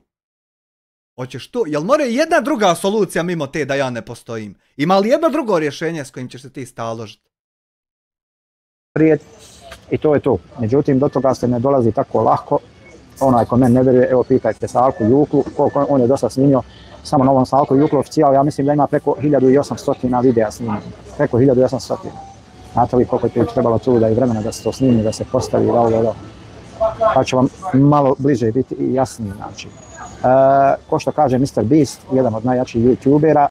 Veteran Drake poklanja članstvo srpskom momku. Eto srpski momak, eto članstvo. Gledaj kako ćete to isteći sad. Znači, baš je da krenete da snimate. Nemojte očekivati da će vaš prvi video doživjeti neki aman gaman među drugim i trećim i 10 ili 100. Nemojte očekivati, a možda svoj prvi bude bum. Thank you very much. Ali vi morate da se naoružate strpljenjem i da krenete da radite, da snimate, da postavljate. Šta ćete snimati, šta ćete postaviti, to je već do vas. Koliko ste vi spremni, koliko imate živaca da se nosite s određenim situacijama, hoćete li vi snimati neke osvete reakcije na ovo, na ono, tamo, vamo. Hoćete li biti od osoba koje žele da izazivaju nečiju pažnju, hoćete li da budete tihi, neprimjetni, polako, kroz masu da se provlači, ovo, doma. Opet kažem, to je do vas, sve za... Šta je ovo? Follower nekakav neđe. Na Facebooku. Vidi ovo, jebote, na Facebooku mi iskače ka mene. Aj, zato što sam merđovo akaunte. Moram ovo ukinut. Andrej, hvala što me pratiš na Facebooku. šta vama odgovara, šta volite da snimate, kakvu opremu imate, kud se krećete, čime se bavite. Milion tu stvari može da jednostavno da utiče na to. Mislim da bi dobro bilo da ovu temu koju sam recimo obradio u ovom live-u, možda bi dobro bilo da se ona i obradi u nekom od Mija skače! narednih videa. Vidjet ćemo otprilike malo bolje da se pripremimo, jeli? Malo bolje materiju da proučimo, pa ćemo u nekim od narednih videa da obradimo ovu temu.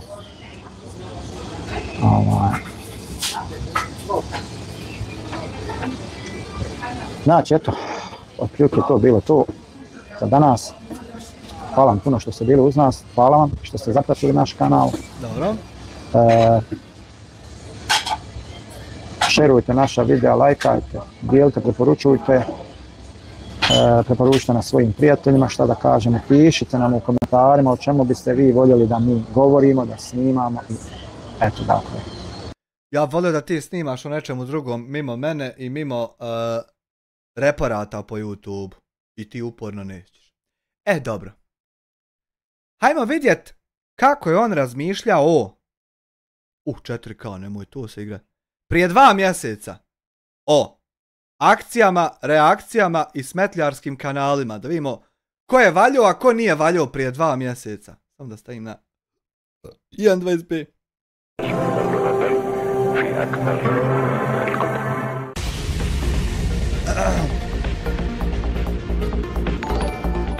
Eno opet, Neir Džananović. Neire, testiraš, jel hoćel?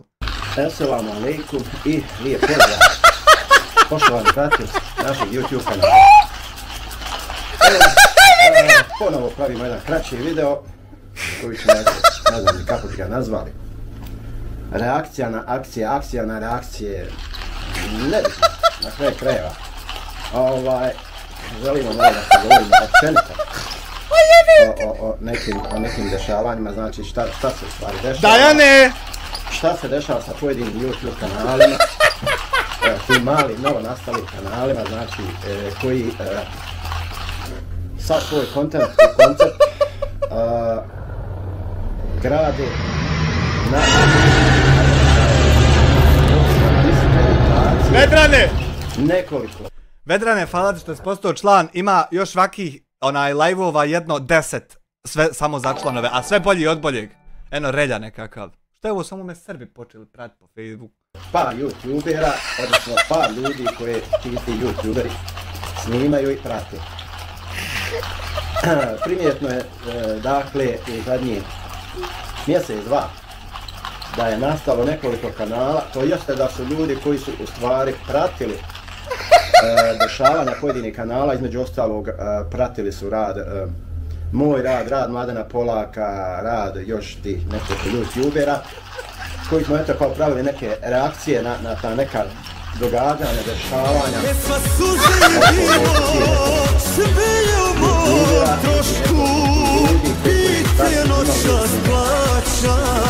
Samo za društvo čošku, samo za društvo čošku, samo za društvo čošku. Armagedon na Degamra, evo i njega, 10 eura. Pozdrav Amira, ovom još treba maska na glavu i prst u zrak. Podsjeća na one Isilovce, moje mišljenje naravno sve najbolje. Nije to tvoje mišljenje, nego si ti organizovana hijena, dio skupine što napada ljude džaba. Su iz tog svog čučavanja neđe iza tastature, ti miševi skontali su oni da bi oni mogli malo nešto tu da učabule, jel?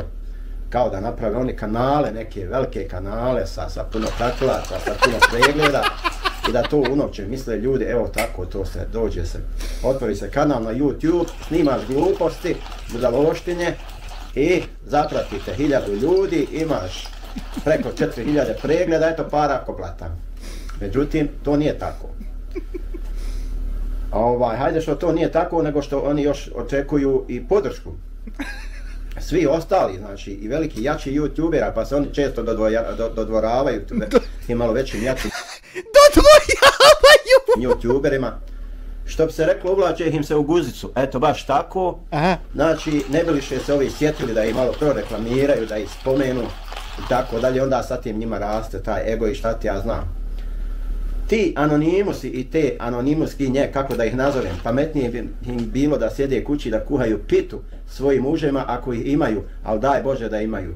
Jer koji će muž trpjeti ženu koja po cijeli dan visi po internetu i to samo neka budala može da trpi, znači ženu koja će cijeli dan sjediti, visi po internetu, po socijalnim mrežama, davat komentare na stotine kanala, na stotine događanja i tako dalje, tako dalje. Pa imate recimo youtubere koji su tamo negdje glumili kao brata i sestru, ovo ono, šatro, a na kraju ispade da je u njoj otprilike zagonđija, što bi se reklo, ali ništa se sakriti, ne mere, sve se na kraju otkrije. Dovoljno je recimo da se s tim youtuberima, zamjerit ćete im se dovoljno ako samo pokažete da niste 100% uz to oni što forsiraju i onda padate u njihovu nemilost, onda se oni kao ose istršljenovi sjate na vas jednostavno. Međutim, mene to ne pogađa. Dva kruga i nastavi priča! No bilo, Evo, zanimljivo. Kapano neću više, drug mi nisi bila. Ta žena mi Boža dala, ti je večnom učinila.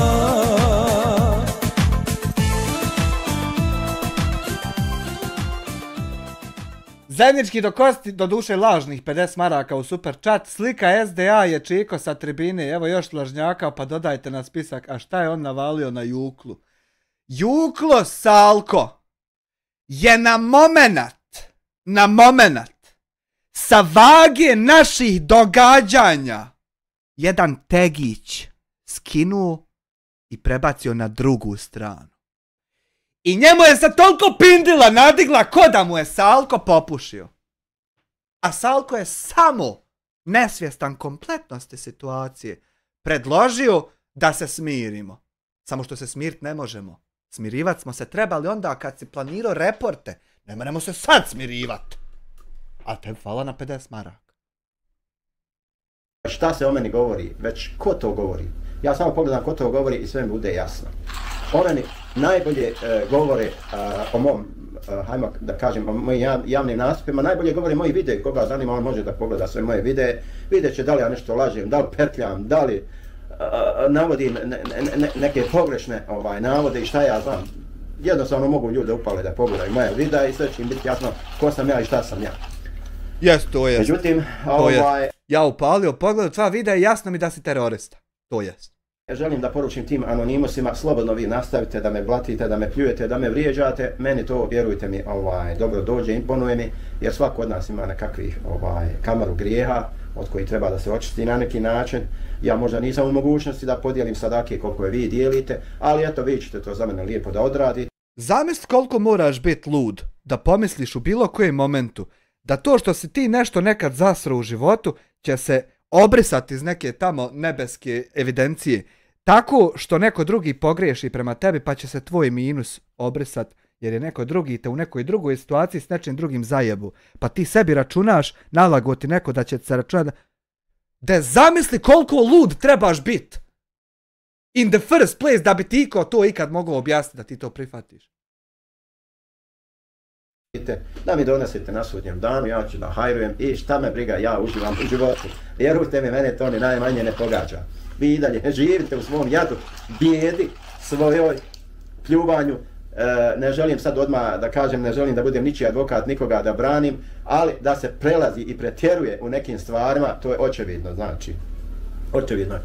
Ovaj put ću recimo navesti primjer, kanal koji sam skoro otišao sam na taj kanal da vidim o čemu se radi. Osoba mi se javila u live, pokušala nešto kao da me ona nešto da ovo da ono. Odem ja tamo na kanal, činim se agentica Tabiha, ovako da se zove. Tahiba! Odem na kanal, imam šta da vidim, 150 i 1, 2, 3 videa. I zamislite, u svim tim videima, 150 i nešto videa je ta osoba uspjela da napravi samo o Ramonjima i o Karićima. I apsolutno ni o čemu drugom ta osoba nije pravila videe. Zamislite vi. Evo sad pravi i o tebi. Welcome to the club. Osobu koja negdje čuči u nekoj mračnoj sobi prostoriji, koristi tuđe materijale, sklapa nešto, montira. Tahiba, gdje čučiš? koristi neke vjerovatno krekovane, ukradene programe, softvere i istog mraka ona pokušava nešto da ona kao napravi, da ona bude poznata, priznata i šta ti ja znam. Ne mogu da vjerujem, ali još me više čude budale koje prate rad takve osobe. Ja, umjesto tebe da prate oni budale tam nju, jebemo im. Osoba. Ima još njih, recimo kanal Ida. Deti malo melj. Ima onaj nekakav jadni Bosna, 100 nekakvih Bosnih kanala, on otvara, pokušava, ne znam šta hoće čovjek, haman da nije dobar u glavi. A sad ste Jarani kog sam uvidio. Naljutit će se Jaran, jebe mu mater mu jebem recimo, naljutit će se Jaran kada ovo čuje. 100 kanala on nekakvi otvara, javlja se i ovo i ono, malo kaže, skupio 23 pratioca, vi će udarili me strajk. I onda ti ljude više ne smiješ posavjetovati, ako pokušaš da mu kažeš šta smije raditi, šta ne smije, on to shvati kao neku uvredu, pa onda odu poslije pa vam prijavljuju, reportaju vam videa i šta ti ja znam. Odmah da vam kažem, znači ja od Tube-a ne živim, znači meni je Tube usputno paralelno ovo nekoliko mjeseci dok nisam radio. Ima veće sise od moje djevojke, bit će bolje Necroforce, bit će bolje. Htio sam malo zbiljnije da se pozabavim time, međutim vidim da nije lako, da nije jednostavno baš uspjeti na YouTube na neki normalan, regularan ljudski način. Uvijek imate ti neki sitni duša koji će ne mogu da gledaju vaš uspjeh pa će vam prijavljivati videa, reportati šta ja znam. Međutim, evo, hvala dragom Bogu, ovih dana počnem da radim tako da, ko što reče jedan YouTuber, meni je YouTube na 100. mjestu, tako da, šta mogu, kako mogu objavljivati, međutim, kažem, porazno je da je, iznikla jedna skupina tih, hajmo da nazovem tako, ne mogu ih nazvati ni YouTuberi, ne znam kako bi ih nazvao, razumiješ, to su smetljari ljudi, hijene, znači, koje žive od lešine, ono kao kad lav ubije plijen, pa okolo one hijene gledaju da čape koju mrvicu, eto, tako bi nazvao te osobe, znači, koje pokušavaju da grade uspjeh svog kanala. Znači, cijeli kontent se njima gradi na pljuvanju, recimo, navešću primjer po Ramuljima, po Karćima, po Smajićima, nebitno o kome se radi, dovoljno je jedna osoba da ukaže na neku failu, neku grešku i odmah oni kolešinari skaču da raščereće tu osobi, da je razvuku, da... Ali nije baš bilo kakva greška napraviti, na primjer, posmrtnicu svom puncu da ne bi išao na posao, ili, na primjer, ukrast od čovjeka 1000 maraka ili koliko bilo humanitarni para što si kupio da mu pomogneš. To nije baš onako bez veze nešto na što ne bi trebalo. Idiote bolesni. Odmah će oni sve živo da rade, da bi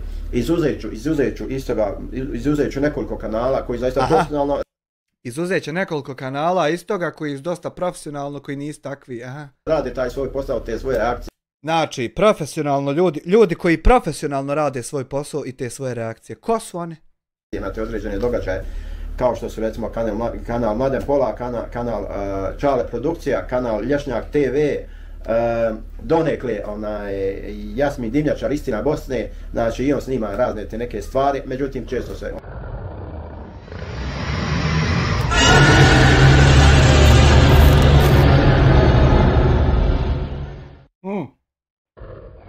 Saša Vuković, hvala ti na premium članstvu. Otključio se pristup 10 ovako live-ova ovih još gorih od ovog.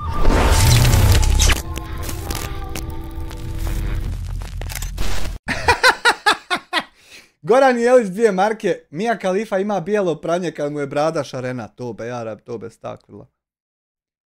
I on osvrće na praviti akcije, reakcije. Dakle, izuzet ću te neke kanale koji malo ozbiljnije pristupaju tim nekim... Mladene, svaka čast, ti si dobar kanal, Ćale! Profesionalno radiš svoj posao, svaka čast. I na kraju krajeva ti ljudi su spremni da samo pred kameru i da u kameru kažu ko su, šta su i šta misle o tom i tom, šta ja znam. Eto vidiš.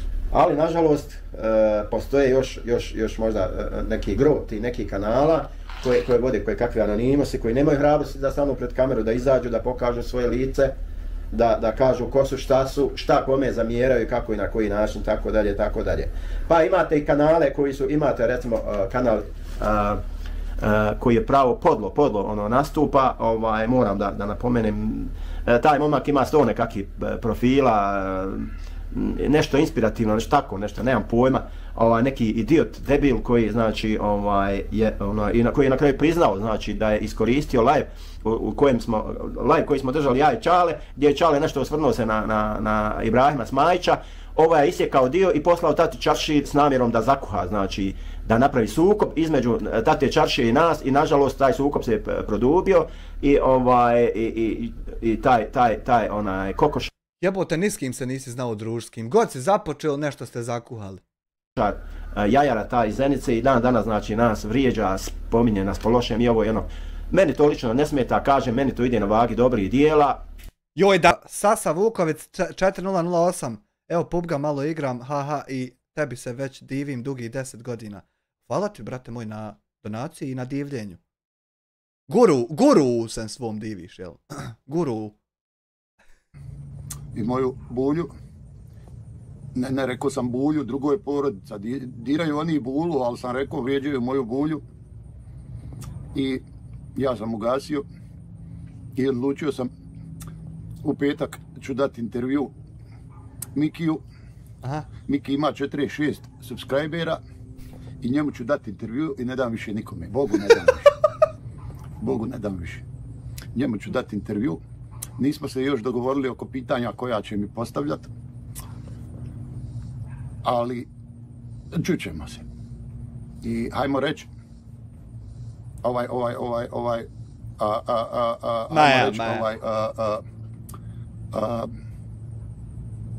ovih dana sam hajmo reći gledao sam jedan dokumentarac zanimljiv.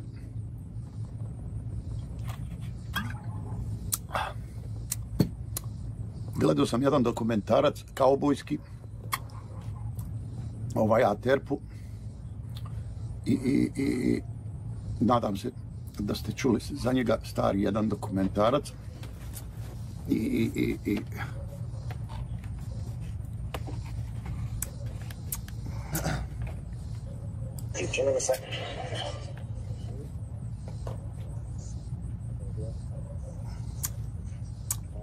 relaks. Udri ga po nogama, relaks. A nema relaksa nam više.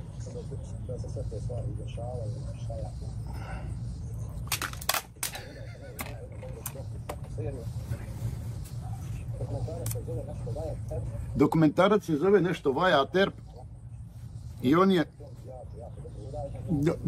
jako dobro urađen. Ako ne znate ko je bio Vaja Terp, on je bio jedna istorijska ličnost. Jedno vrijeme je u Thompsonu živio. Odatle mu je dedo. Imao je dva brata. Jedan mu se brat zvao onaj stariji malo Morgan, a onaj mu se mlađi zvao Virgin.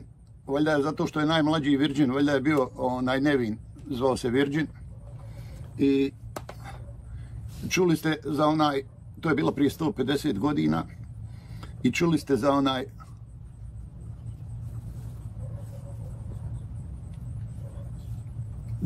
onaj okršaj kod hokej korala i klizave mi naočale.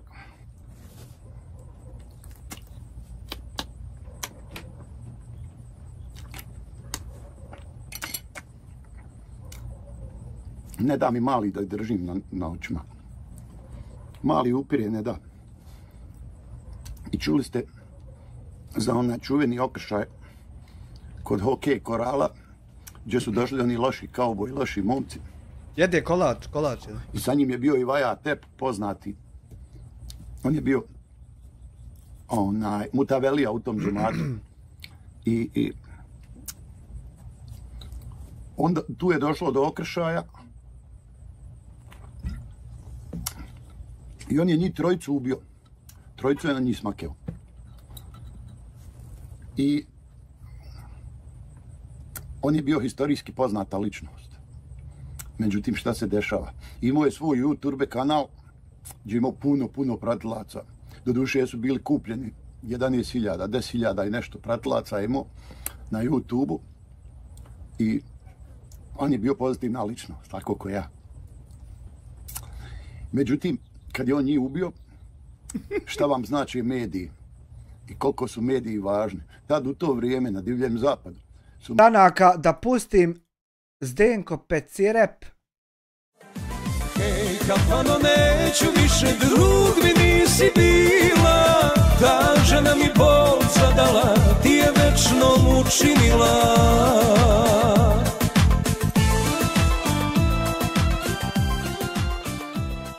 Jel ovaj video što se samo zove Ljubav? 20 minuta, legendo moja. Race produkcija, nije skup, volan G29 800 maraka. Admir Šišić, 20 eura u super chatu, evo i za malu Raju 3 srceta. Hvala ti Admir, evo ti jedno srce od mene, hvala na ta 3. Evo i tebi Race srce. Ova je li video, Amira? Aj čekaj, prvo da završimo ovu. Da mi samo potvrdi, jel taj? Jes pogledat, vidiš, to sam s ovim parama što si ti, što si rekao da sam ukrao, vidiš. Gledaj je. Čak sam si stolicu donio, prvi sam došao... Sejke, kada ćemo ići kud? Hajmo kud se vozat. Od pokradenih para iz Njemačke države. Vidiš, sutra ću da stavim vrata, trebao sam sutra da snimam kad stavim vrata, jevi ga. Vidiš koliko sam ukrao. I onda pričaš da sam vaki, da sam vaki. Da sam ja, tvoja supruga govori, da sam ja dao tvoju adresu. Džaba što je okoliša. Ićemo kad legne plata, ma nemoj se skidat za pare, uzet ću ja od Hanife 20-30 maraka i idemo u ludilo. Don't worry about the money. Majicu sam ja. Tako da i tu spominjete mene. To što ste vi u Njemačkoj i što ste 6 godina u Njemačkoj. To ne znači da poznajete njemački zakon. German law. Gericht je isti za Bosanca, Hrvata, Srbina, Njemca, Poljaka, bilo koga. To morate jednom shvatiti. Da sudovi donose odluku, a sve ostalo, ali na sud kad se ide,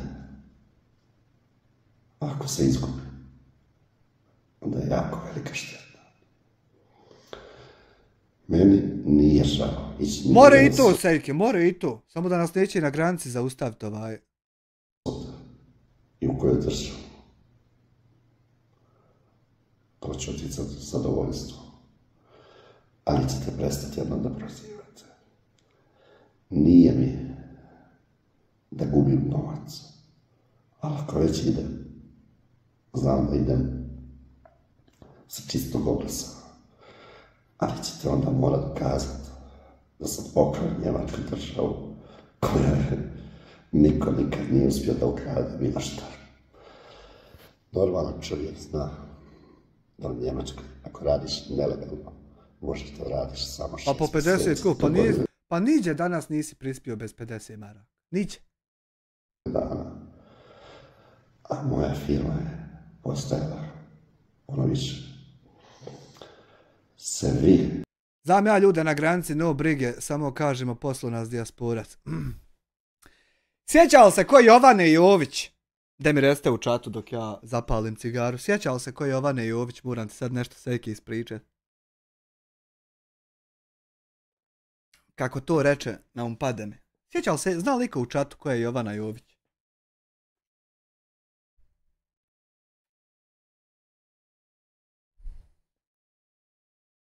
Ko kroz maglu ti, Amare, malo.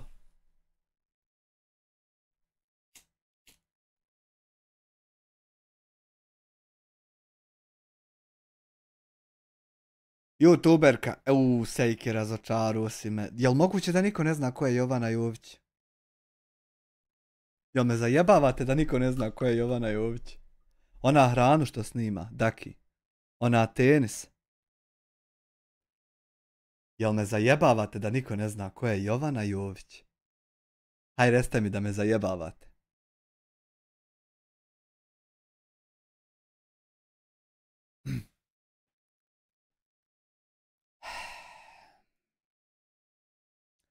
Mislio sam da možemo završiti na tome da ćete vi znat ko je to i da vam ne moram ja pokazivat, ali eto kad ja moram biti baš zajebavamo te. Dobro, Dena, za tebe ne sumnjam. Samo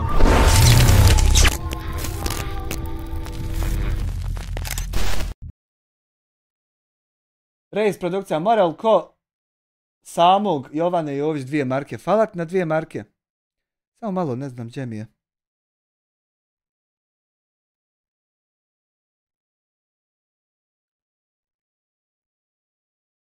Ovo ovdje vam je Jovana Jović. Evo ova ovdje. Cura. I nju je skupljano jednom u prošlosti nešto humanitarno. I kad je sve završilo, Sejke, viče njezin otac: ja sam šef na graničnom prelazu Srbija-Bosna. I ako ti kad išta zatreba, samo ćeš ovaj broj nazvat. Ja protrno u mjestu. Eto, Sejke, to sam ti samo... Ali sjebao sam se da ne znam niko od vas koja je Jovana Jović. Računi su isplaćeni. Zato... Ješ čuo dijasporac? Ako dođe do suda, borit će se da neki ljudi plate jako veliku cijenu za to. Ali novčano. Tako da neće imati vremena da budu na YouTube-u i da pričaju gluposti. Moj dijasporac, šta da te drugo kažem? Kažete ko čovjek čovjeku. Lažni šef, lažno sve. Sam sebi praviš probleme i stresa. Kad kažeš neko ti napada familiju, pa pogledaš šta tvoja žena zašto priča. Sam si uveo svoje dijete koje si ti rekao kod čovjeku, zašto si ti imaš dijete. Na to si mi odgovorio, šta tebe briga. Redu, tvoj kanal, tvoja pravila. Jebote, vidi kako se čovjek već 7,5 minuta mirno obraća i ništa ne histeriše na bilo šta tvoje dijasporac. Je li to moguće? Pa onda si žena. Da žena dođe da bude uz tebe. Ali ona je izašla na platformu na koju, kad se pojaviš, čak i u nekom komentaru ima pravo da kaže svoje mišljenje. O, Mirza! Hvala ti na upgrade-u!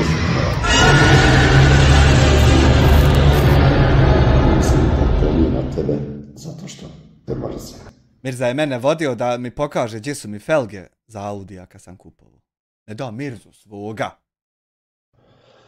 Ali, počeo si da izazivaš druge. Kogod monetizuje kanal, tebi je krivo i želiš ga prijaviti. Tačno. Tu kad sam gledao danas da prijavljaš moj kanal, Adiso, od gospodina, kako se zove. Nijedan kanal te nije uvrijedio.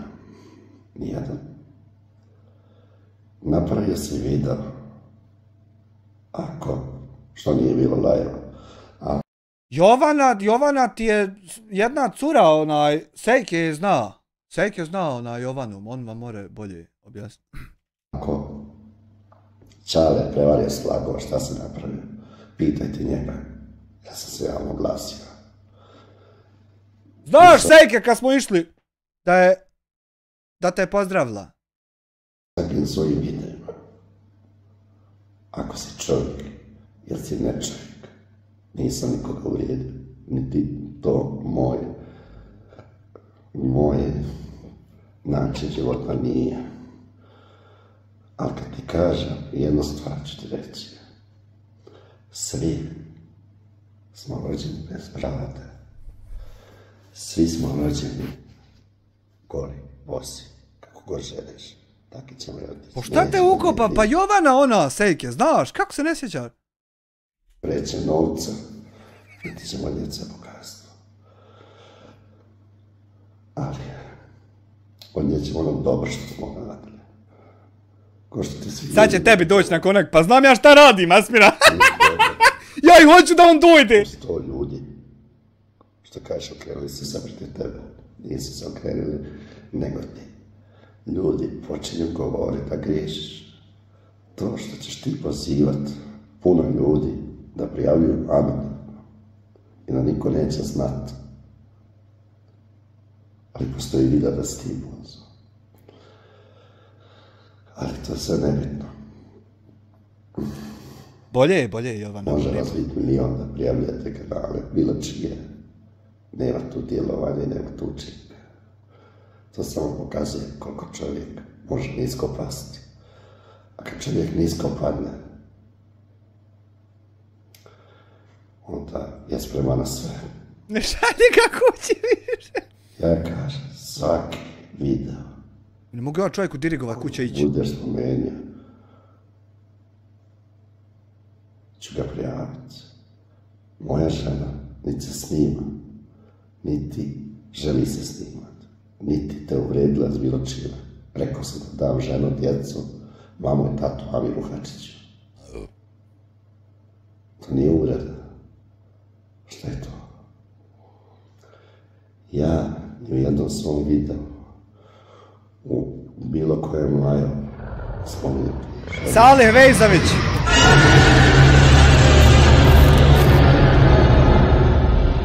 Hvala Salih na premium članstvo.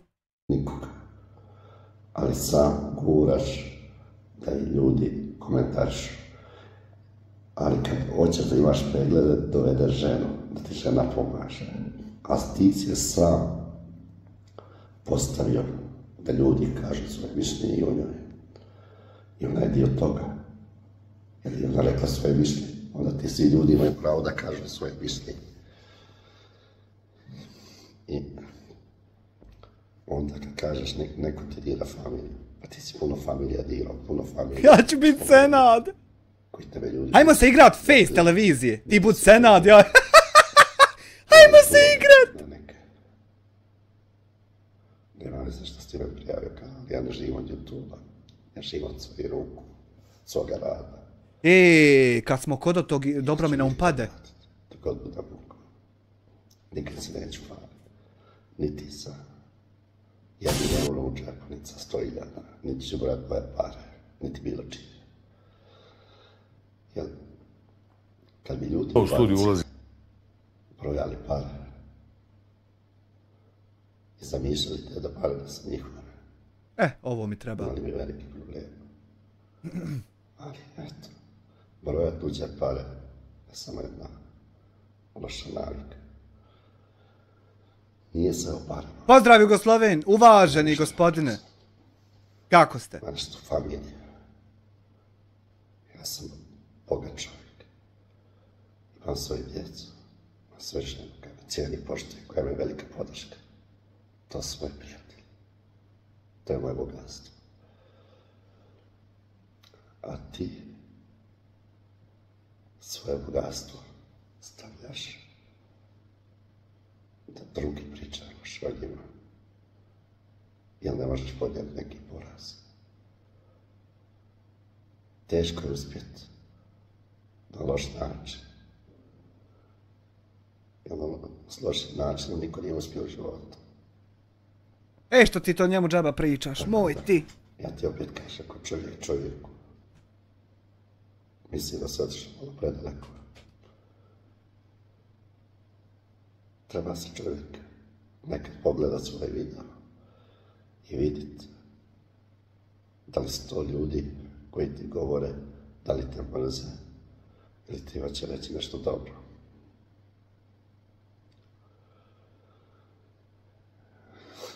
Ne znam šta drugo reći.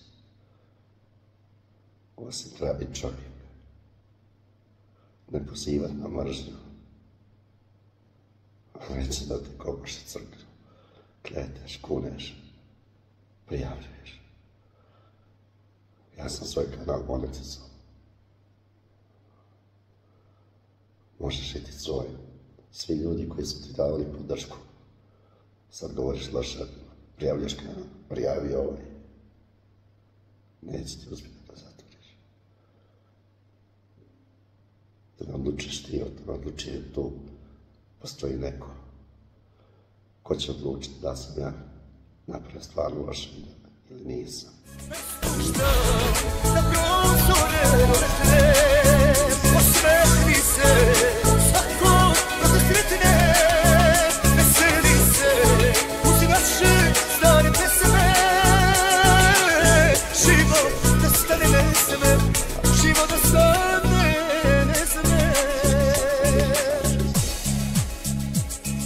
Leki! Hvala ti Leki na 10 eura, evo srce i eto lajkovi. Da Bog da ti, dragi Allah, sve. I ti, ako si sam zavrljao, sam snosi posljedice, nemoj gurat svoje familije u to. Ali jedno shvati, ne možeš ti biti ispravan, a cijeli mrzi Berlin da ne valja. Da ja kažem, ja sam pošten u mom selu, svi okolo su nepošteni. Nema meze, ima po kebaba. Posle lajva da ga mogu oko punjati. Mislim, treba čovjek nekad zapitati. Di griješi? Šta mogu... Jeste li gledali vi kad horoz oko punja koku? Kako mogu napredovati? Ovo nije napredovati. Jesi ti, Sejke, jesi ti gledao kad horoz oko punja koku? Sam ideš unazad. Ali treba nekad stati loptu poslušati. 50 puta si rekao da prestaniš. Što kaže ljudi, ne možeš dočekati novi dan da kreneš. Nema uspjeha. Nema uspjeha na nepošten način. Danas je na pošten način teško da uspiješ. Eto, ja ti kažem opet, nije mi krivo što se pojavio kanal. I sad Galami, pitam te, jesi li gledao kad horoz oko punja koku? Kad je za onaj hober gore ufatije. Kupijaš više ljudi. Da još prijavljaš kanal.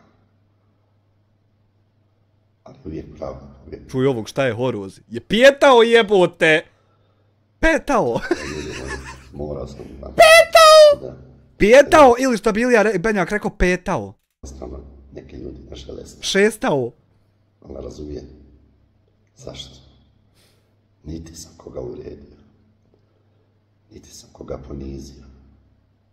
Onda me neko gazi ponižava neće. Jer ja sam čovjek koji gleda. Ako griješi, neko mi kaže. Ja se zapitam. I razmišljam o tome jesam li kriv ili nisam. Eto tako ljudi. Ovo je bio moj video zadnji o takvim ljudima. Jednostavno. Išao si kokoš da bi urediš. Još na kokoš udari strajk. Na kokoš strajk? Udari na svakog strajka. Misliš da ćeš sutra se probuditi veselije? Hoće. Ako ti čini to zadovoljstvo, samo nastavi. Kako čovjek smireno priča, isto da prepričava bajku djeci. On, kako je smireniji, mene više strah fata. Eto. Ljudi moji, živim da bili zdravi. I vidimo se na ovom videu. Dobro. Te da vidimo šta je ovaj video ljubav što je preporučila Amira Gija. Dobar dan svima. Euro, prije njega ide strajk na jaja, ide strajk na sve živo što more. Samo klikaj. Samo klikaj redom. Ovo ćemo pokušati danas završiti. Nebo je okej, dosta je tu. Još ćemo tu ubaciti neke sitnice i ta je slika danas vjerojatno gotova. A možda stignemo i ovih tu nekoliko sasušenja. Ona se suše, a ima ih jedno 50-ak. Meni treba slika. Par mjeseci nabacano sve. Čekaju da imam slobodno vremena, kojeg imam malo. Jer sam navalio da u knjigu završim do kraja. Pa se to oduži uvijek. Da, šta je čovjek naslikao? Uglavnom, to su slike koje ćemo raditi do nove godine negdje. Kad su umre od pisanja, kad imam slobodno vremena. A ova će biti dobra, ova će biti prava slika. A ovo će biti kao nešto su otišle. A otišlo ih je do sad negdje. Sada sam preko 200. Preko 200 ih je otišlo. Eto to. Tu ja provodim većinom u tom svom materijalu vrijeme. Kraj papire je ispred, duhan ispred. kafa, mjesto gdje pišem. I ovdje vazda nešto zvone, vazda nešto. Tu mi Zana spava, moja kuca. I tako, htio sam za razliku od ostalih da stavimo jednu temu, lijepu temu, neku važnu, pa da njoj malo pričamo. Obećao sam da će biti prva tema ljubav, s kojom počinje moja knjiga i završava. Knjiga će biti 100 godina, od 1918. do 2018. u našoj... Ne idem Baks više tamo. Objasnio sam čovjeku gdje se može obratiti kad mu treba bilo kakva informacija ili pomoć. Ne interesuje više ta osoba. Obitelji, 4 generacije, šta se tu sve izdešavalo, a kroz to će biti dotaknuti svi narodi iz Jugoslavije, 3 velika grada i 3 velike vjere. Biće tu svašta i prvi i drugi svjetski rat i ovaj naš zadnji. Evo mog Muje, pa Mujo, moj dobri, najbolji mačak na planeti. Jesi, jele, pa naravno, volim ja tebe, kak te ne volio, sorry što sam te ustrojio. Evo moje Zane, Zana moja čuvar strašni, ona je Mujo se vole, paze, to je neviđeno. Zani moja, izuzetno pametno stvorenje. Da jutro kaže, džezba štima, ne bi se zanadio. Inače se boji vacometa i pucanja, pa bježi u kuću. Eto, to je moje dragi cvijeće. Puna je kuća i okolo kuće, to malo pretjeruje. Ovo nam je bašta, kućica mala, gostinska. Jabuke niko ne bere, ne pravi niko pekmez. Fino, pitamo sad, evo gotovo je ova zvonjava jebena. Inače sam ateist, pa me nerviraju i zvona i poziv ezan sa džamije. Nije da mi nerviraju, nego mi ne znači ništa. Dole, kod nas se razglastavaju, nadješavaju ko će jače, ko će bolje. Ko će više ovaca zaludit. Znači, ljubav prva počinje kod mame, kraj maminog srca. Prva, glavna. Kada nas da se plod miče, da je živio, pa kad se rodi, pa kad ga ugleda. Pa kaže duša mamina. I onda tako rasteš i od prve ljubav prema sebi, roditeljima, braci, sjeki, baki, dedi, familiji, prijateljima, susjedima. Kasnije kad porasteš, tražiš ljubav suprotnog spola, ako si normalan.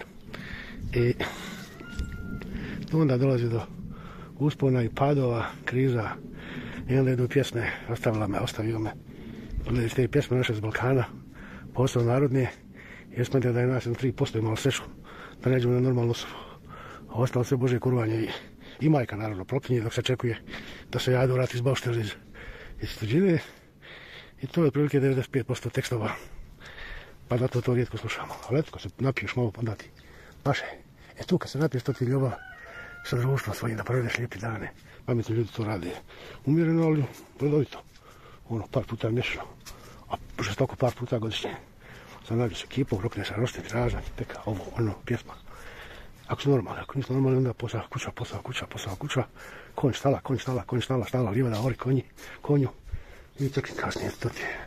Pametni ljudi živaju, ja i pijem i pušim i kafenišem i lakše droge. David slika, ko je? Ništa u jednu. Ali meni pored dobre rakije kruškovače i pored dobre šljive, ova će biti dobra. Salih Vezović, hvala ti na 2 mjeseca članstva. Prava. Pored dobre šljive ne treba ništa. Dobra rakija. Jedno sve u redu. Nekad je mrsko slikati, jednostavno prođe 10 dana i ne uđem tu. Tu se zapletem, tu za ovim svojim stolom. Samo ja i stol, ja i moj bemo. Ja i moj gemo. I kako ima kao štovana gospodina ljubav prema pravdi. Čovjek se bori već mjesecima da pokaže ljudima kako ne treba biti govor, kako ne treba biti ljigavac. Koristi tuđu slabost. Jer moja draga Saja, moja dobra žena godinama govori, pa nemoj se ljudi biti govora, pa pobogu. Ali eto, i to je ljubav prema drugima, tako se pokazuje.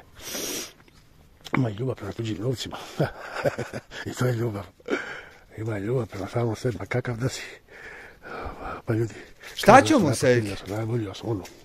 Šta ću mu, Sejke? Šta ću mu? Da po dobu istoku priča krene da sam napao starog čovjeka. Zašto? Pa bolje, ne dalje. Neki se vole žugat, neću pelike, neću nešto. Sprdaju se, pa i to zna biti veselo. I to je način da se otrezni raja, da se ljudima pokaže da to ne valja, to cirkusa, to nije dobro. Da se mi fokusiramo na našu ljubav prema bračnom partneru, ljubavnom partneru. Ja mogu reći, treba skoro 60 godina, mlađima. Šta je tajna? Šta je tajna? Kako da imaš pravu osobu? Prvo trebaš na pravo mjesto. Znači, ne u nekom noćnom baru, nego u nekom sportskom klubu, nekom folklornom društvu, neke normalne obitelji. Da ima neki talent, moraš i žensko i muško imati neki talent. Ujebote, ovo je dobar savjet, gdje da tražiš curu ili momka. Ne u kafani, nego u nekom sportskom klubu ili tako nekoj lokaciji. Ovo je dobro. Znaš, mi sam rekao koliko veće. Moraš znati plest, štrikat, vest, kuhat, sportom se nekim baviti, umjetnošću nekom. Nešto moraš zanimati u životu. Ne biti samo nadogradnja nokti glavna stvar u životu. Mora nešto voljeti, mora nešto htjeti. Mora biti lijepo odgojeno, kućni odgoj, to je ono najvažnije. I da po prirodi osoba ne laži.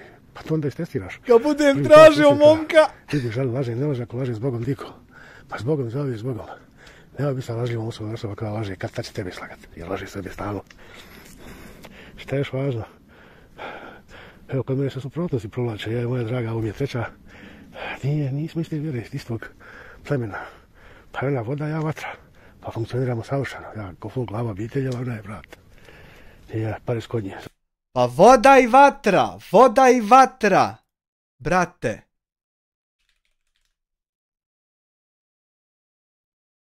Voda i vatra moraju da se udruže i da pruže jedno drugom ruku. Voda i vatra. I samo tako mogu ići naprijed.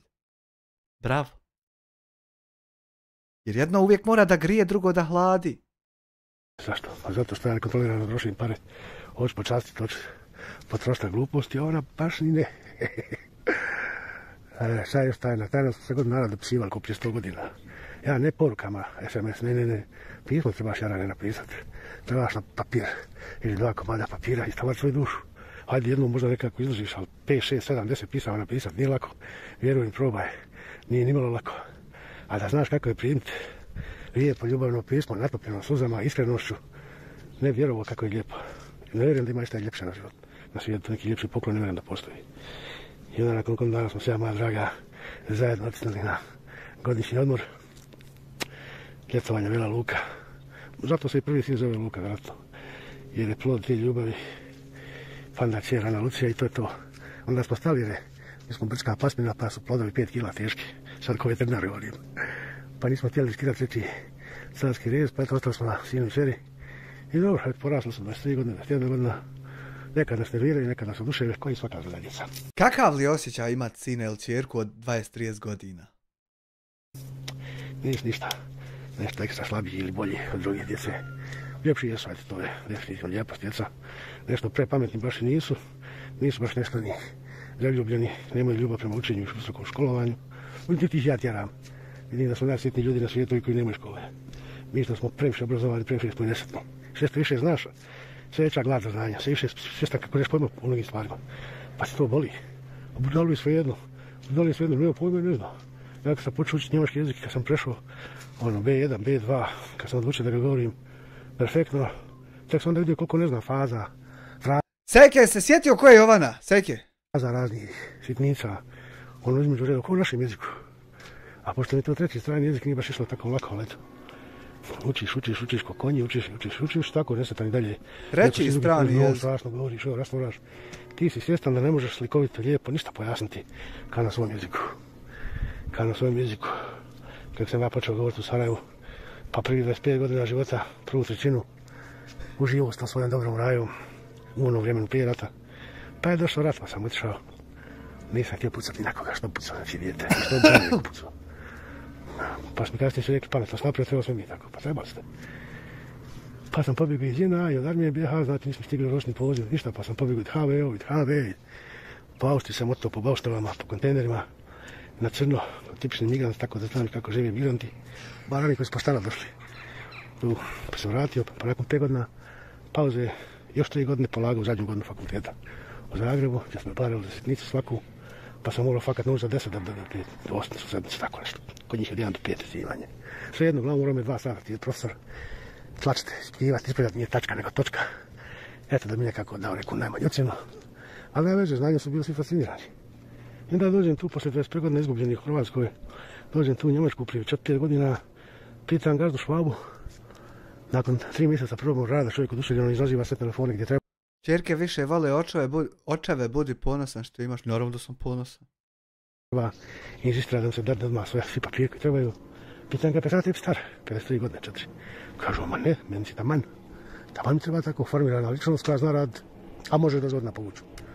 I eto, tu se 5 godina, ova lijepa velika kuća, iznajmljena, divna bašta, prekrasni susjed, evo je tu gradonačelnik, je tu šef policije, sve neki fini, veliki ljudi.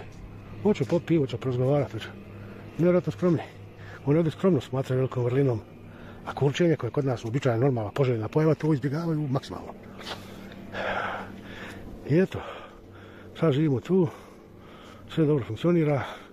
Više je stvari ovaj čovjek za 13,5 minuta ispričao Dijasporac, nek ti u ova 2 mjeseca live-ova svaki dan. Zamisli. Polako pokrivamo taj minus od 20 godina i financijski i duhovni na sve moguće načine koje smo dole ostavili u Hrvatskoj. Sad konačno se živi kako treba.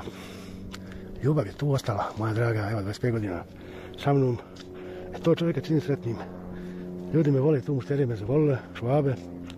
Od 320 mušterija možda jedno 2 ili 3 su. To baš nisu nešto zadovoljni sa mnom. Hejteri. Ostali 350 ljudi duševljeni. Ovi hejteri neki uvijek samo trese ušima.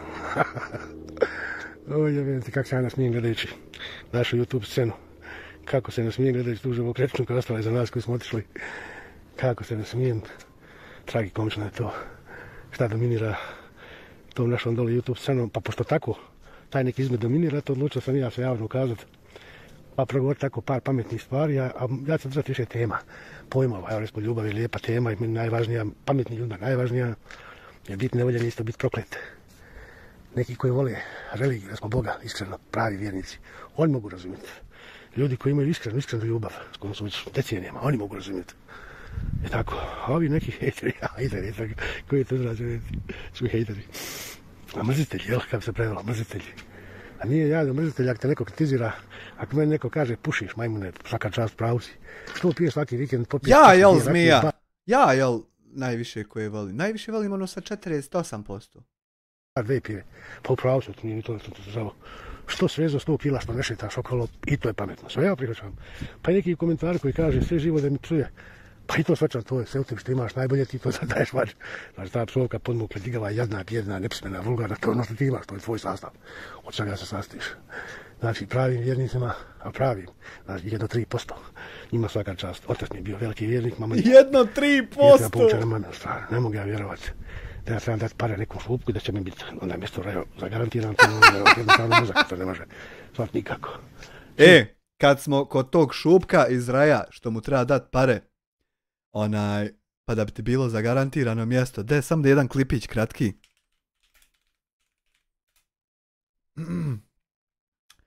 Slušaj ovo, ali samo početak, ili... Ne, ovo.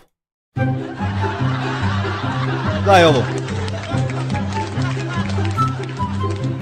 Ovaj video Dijasporac. Zatraži pare zbogom, a traže non stop. Pa njih su ovi što skupe donacije ne ušli fazon. Kada je posle rata prvo se išlo praviti džamije, crkve, a ne radna mjesta. Pa sjevale donacije iz inozemstva. Pa jedan Zukorlić kaže u Švicarskoj jednom skupljanju, nešto ispod 500 eura ne primam, halo ljudi, ispod 500 eura nešto primim. A onda mi počeše jedan drugi na ta. Da pokazuju kao može išli u vreću. Kad će pup, danas neće, Saša garant. Pare. Ili kardinal Pulića bio u Beču, sirotinja došao ispred crkve, ne bi koga poznatog sreo, dolazi on pozlačan na Mercedesu. Bog te mazu 8 vreća punih para, odnese. Vinko Pulić, ne znam koliko su dole ljudi u Sarajevu imali korist od tih 8 vreća para, čisto su ljudi koji što to dobio. I tako te donacije skupljanje, prevara naivnih. To izgleda traje dalje, pa eto da se ovom timu koji se bori protiv tih govana ljudskih izmeta tog ljudskog, da se pridružim ja. Kao jedan slikar, veterinar slikar u stvari. Od veterine živi, slikanje je ostalo san. Jer kad dođeš iz radničke obitelji, a želiš biti slikar, pa si nastavnica likovnog oduševlja, pa tvoji radovi idu na izložbe, pa si stariji, pa umjetnici se oduševljaju, slikari. Djetetu koje tako slika, a tata ti kaže, sine, deti, završi nešto od čega se mora živjeti, čovjek s bauštele razmišlja razumno, pa završiš fakultet veterine, voliš životinje, te na ljubav. A od srednju sam medicinu završao, volio sam ja ljude dok nisam u 4. srednji pošao ići po odjelima i upoznavati Evo moje, a ne, dragi, smijem se. Halo, Ljubka, reci mi šta spremaš danas za ručak, samo da ekipa čuje. Burek s mesom. Kako? Burek s mesom. Nema s mesom, jebem u mater. Samo burek. Stari znaju tamo, ajde bježi. Ne znaju oni. Kad nisu zbosne, hoćemo da me provocira, su burek s mesom. Koje je to sve to, gdje što ureš, da kažeš, ne znam, sarma sa sirom. Su burek s mesom. Burek je burek, sve drugo, pitica, jame. Čabevi govore. Samo je burek pitac.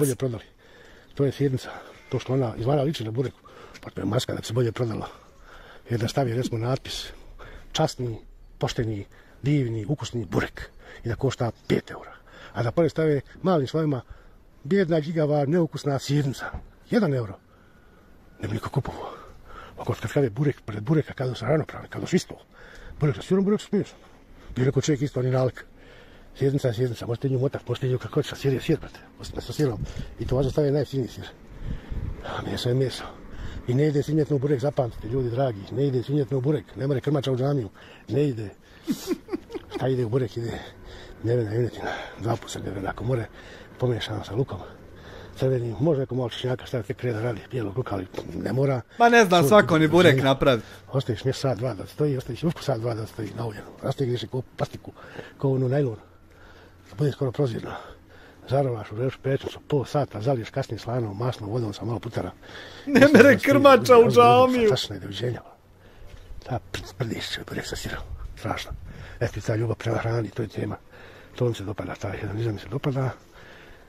I eto, znači ima tu više tih ljubava o kojima ćemo razgovarati, radim se, znači, komentarima.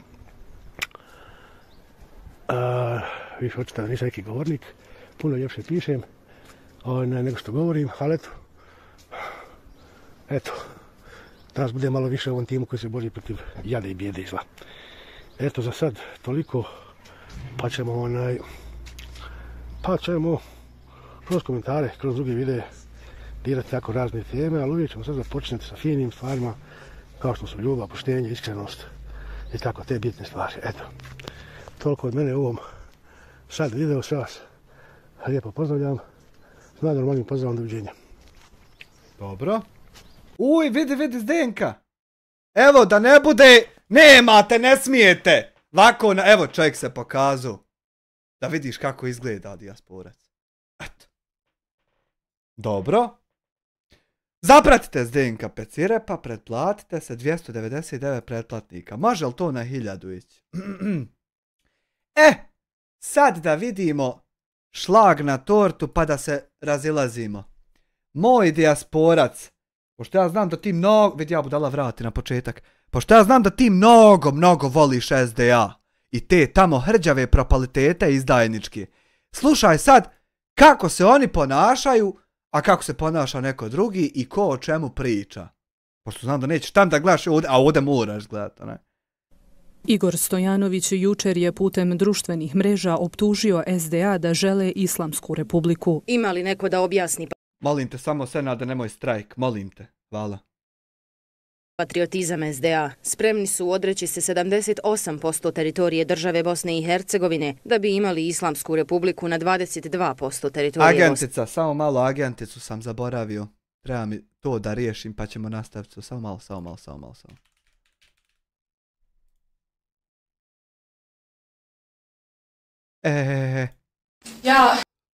Lejla Hamdina štićenica, 6 dijete mašala, 3 muža, Hamdo će hranit, nek je dijete živo i zdravo. Znaš šta to biha? Vala, Hamdo će hranit, vala, ko guzi neki hrani, pravo da ti kajem. Pa ja. Ajde da vidimo šta je. Živim ovdje pod Kirijom. Rekla sam, ja i stariji sin bolimo od epilepsije. Ovdje plaćamo Kiriju 120 maraka plus režije, što u ostalom trebam da imam za lijekovi sebi i dijetu. Ovo mlađe dijete mi je 2 puta bilo u bolnici.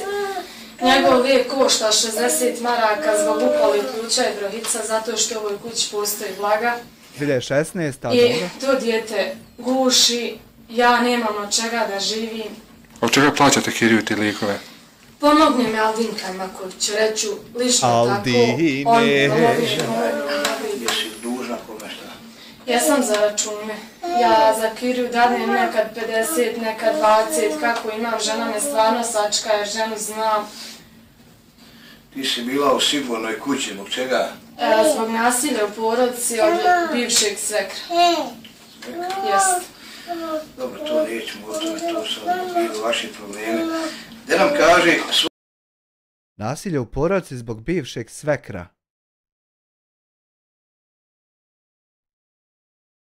To je malo škakljivo. To je broj telefona, naglas ukoliko bi neko želio da ti pomogne, neka ti se ogleda.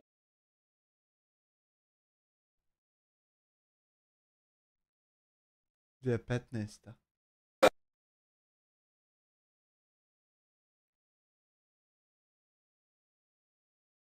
Nalazimo se kod mlade majke i 5 malodobne djece. Jako teška priča i na koju nećete svi ostati anonimni. Znači, naime, majka nas je pozvala sa jednom molbom i jednom željom da dođemo, da je posjetimo i da je snimimo.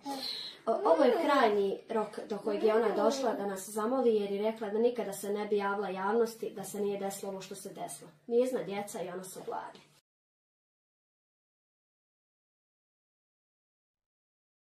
50-100 maraka da ja izlazim na kafu sa nekim, meni stvarno tu nije cilj, meni tu ne treba. Ja sam vas zvala, eto da mi se pomogne, a ne... Selam, pozdrav i dobar dan, dragi naši gledalci i pratioci, dobro nam došli u današnji novi video. Dragi gledalci, evo nas opet kod Lejle, majke 5 malodobne djece, sa jednim velikim radosnim vijestima. Naime, poslije našeg snimka, nakon 2 dana, javio se čovjek i žena iz Amerike. Željeli su da pošalju novac da mi kupimo za Lejlu i Lejlinu djecu 2 ovce i 1 janje, što smo danas i uradili. Danas smo kupili 2 ovce, 1 janje iz porodice iz Amerike, Emir i Mina. Mi ovom prilikom im se zahvaljivamo na donaciji koji su omogućili Lejli i ovoj djeci malo bolji život. Eto, oni su tražili želju da kupe, pošto je Lejla izjavila da bi volila da ima i ovce i da bi čuvala. Danas smo naravno kupili ovce kako su oni tražili janje. Razmazat će se Bona Karmino taj s ovcama kad budeš. Koji poslali su 1000 maraka, 2 ovce. Nije šminkanje za čuvanje ovaca. Janje smo kupili, to smo našli, čovjek je ovdje dovuku, platili smo prijevoz, kupila sam vreću mješavine za to da može ovce, pošto žena nije mogla odmah, da mi kupimo to od sebe. Međutim, poslali su $100 da ja i Hamdija i djeca odemo na ćevape da se počastimo i rekli su nemoj slučajno da ne bi otišli na ćevape da se počastite od nas. Tako, dragi ljudi, hvala vam puno. U tome pozivu krećemo za Zenicu, javlja se gospođa i gospodin iz Turbeta. Žele da uruče još jednu donaciju za gospođu Lejlu i njezinu djecu da im malo olakšam da kupe. Dali su 300 maraka, ja ću ti 300 maraka danas gospođu Lejli da uručim za njene potrebe šta im treba ući. Ja ne znam samo da ćemo uručiti novac, da se zahvalimo naravno gospođi i gospodinu iz Turbeta koji smo evo danas preuzeli novac. Vi nam dobro, dragi gledalci, dobro došli u svaki video koji nas pratite. Hvala vam na ovolikoj podršci, na ovolikim... Ako ima još neko sjena ovdje blizu da uvuče bar 10 do 15 bala, Lija, može vam dati adresu da dovučete ako ima neko baš... Za početak da je poguramo. Imali smo isto gospođu Amelu kad smo snimali u Begom Hanu, tako isto ona imala kravu.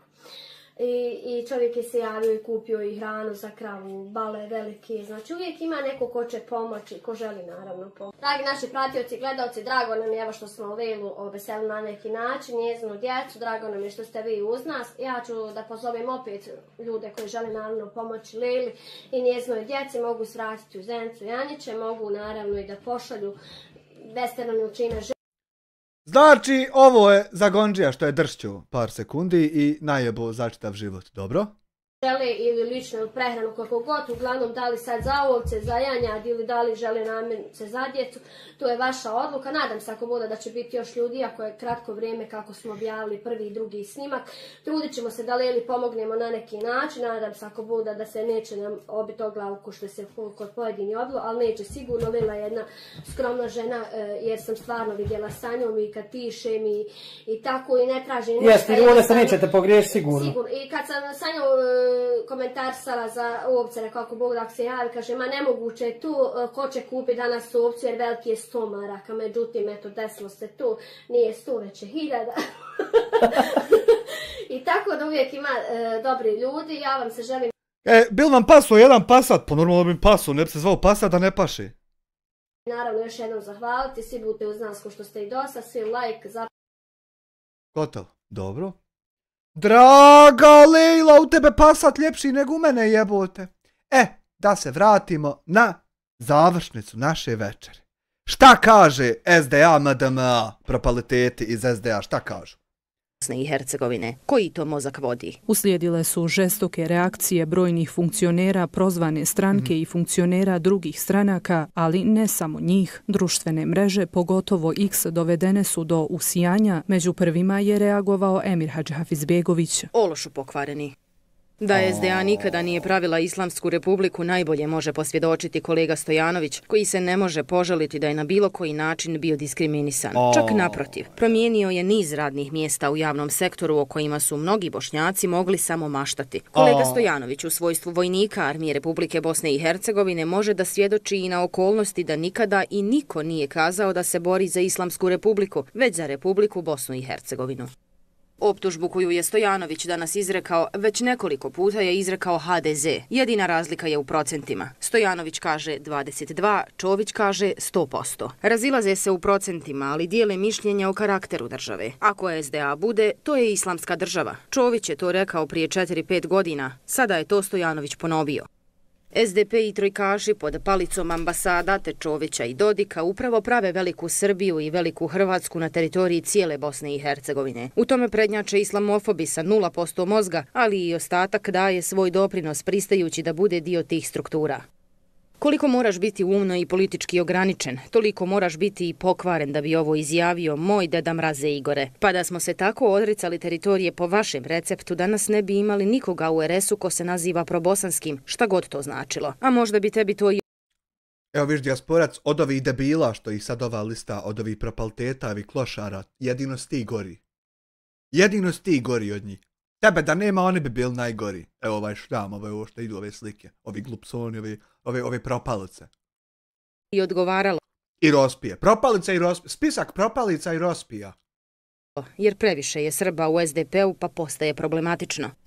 Igor Stojanović, bez čije saglasnosti i političkog djelovanja izdaja Bosne i Hercegovine ne bi bila moguća, nam opet imputira ekstremizam. Evo vidiš, čovjek je doktor.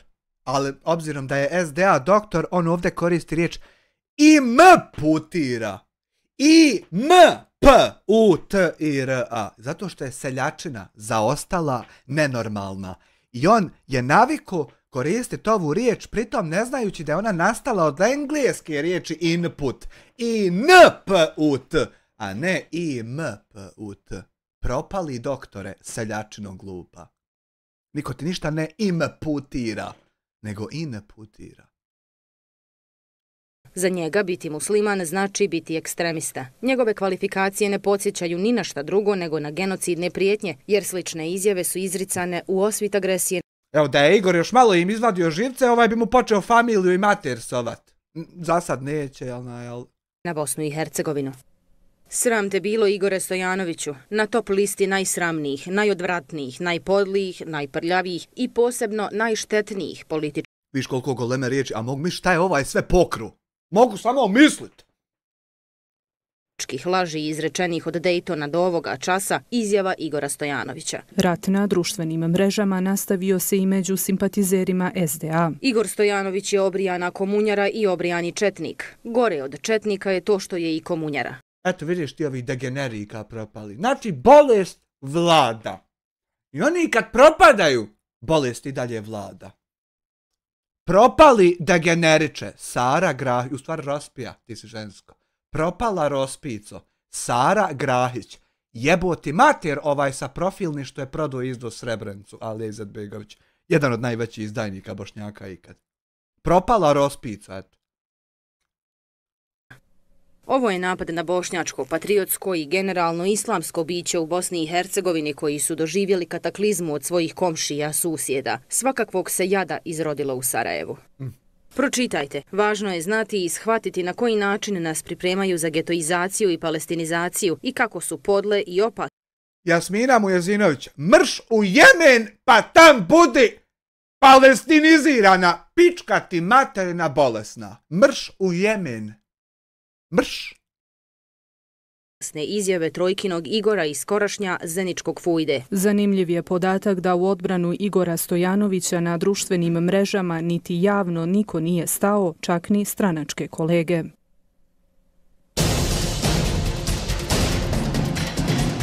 Ako ti je šta krivo, pošalji čovjeka da me ubije. Što sam ti ovo rekao. Ako ti je krivo, ako ti nije krivo, ništa.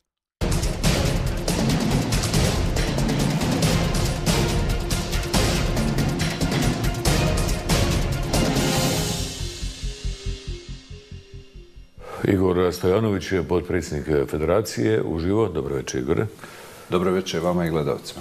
Producenti su bili uporni. Ovo je trebalo da bude emisija face to face, sučeljavanje za ovim stolom, ali ti nisi htio baš sa svakim iz SDA, a ovi iz SDA neki nisu htjeli s tobom. Aj, pičke, ne smiju komunicirati. A hoće da vode narod, a ne smiju komunicirati s tim narodom. Zamisli čovjeka koji negdje hoće da te vodi, a ne smije pričati s tobom. Zamisli tog propalog zelenog degenerika. Da li je to moguće? Zašto nisi prihvatio nekog iz SDA, ja znam, bilo koga? Pa ne želim sa bilo kim da razgovaram iz SDA, ili ja sam se osvrnuo isključivo na izjavu predsjednika SDA, gospodina Bakira Izetbegovića. Insistirao sam da on... Izdajnika, ne gospodina. Izdajnika. On dođe i da objasnimo i ja i on svoje stavove. Na koju njegovu izjavu? Pa ti si došao, a on je pička, pa ne smije doći tako. Pa prije svega odnosi se na njegovu izjavu da će se porezi vraćati sa bošnjačke teritorije, otprilike nešto slično kao što smo dosta slušali iz SNSD-a, HDZ-a, SDS-a. A to ti je bio razlog da reaguješ? Mislim, nekako na prvu, ko ne zna, nisi to ne znači o tom... Zauzet Senat agentice. Tweetu, šta je to? Zbog čega reaguješ? Pojasni to još jednom. Dakle, on je nešto rekao pa si ti rekao. Pa već se više puta u javnosti desilo da neko iz SDA govori o tome da postoji neka bošnjačka teritorija. Do sada smo to obično slušali, dakle, od SNSD-a, HDZ-a. Dakle, Bakir Izetbegović je govorio da razlog odbijanja reformske agende koja je trebala da bude usvojena na nivou kantona je upravo to što će novac otići, kako je rekao, u Republiku Srpsku, a vraćat će ga građani koji žive na bošnjačkoj teritoriji.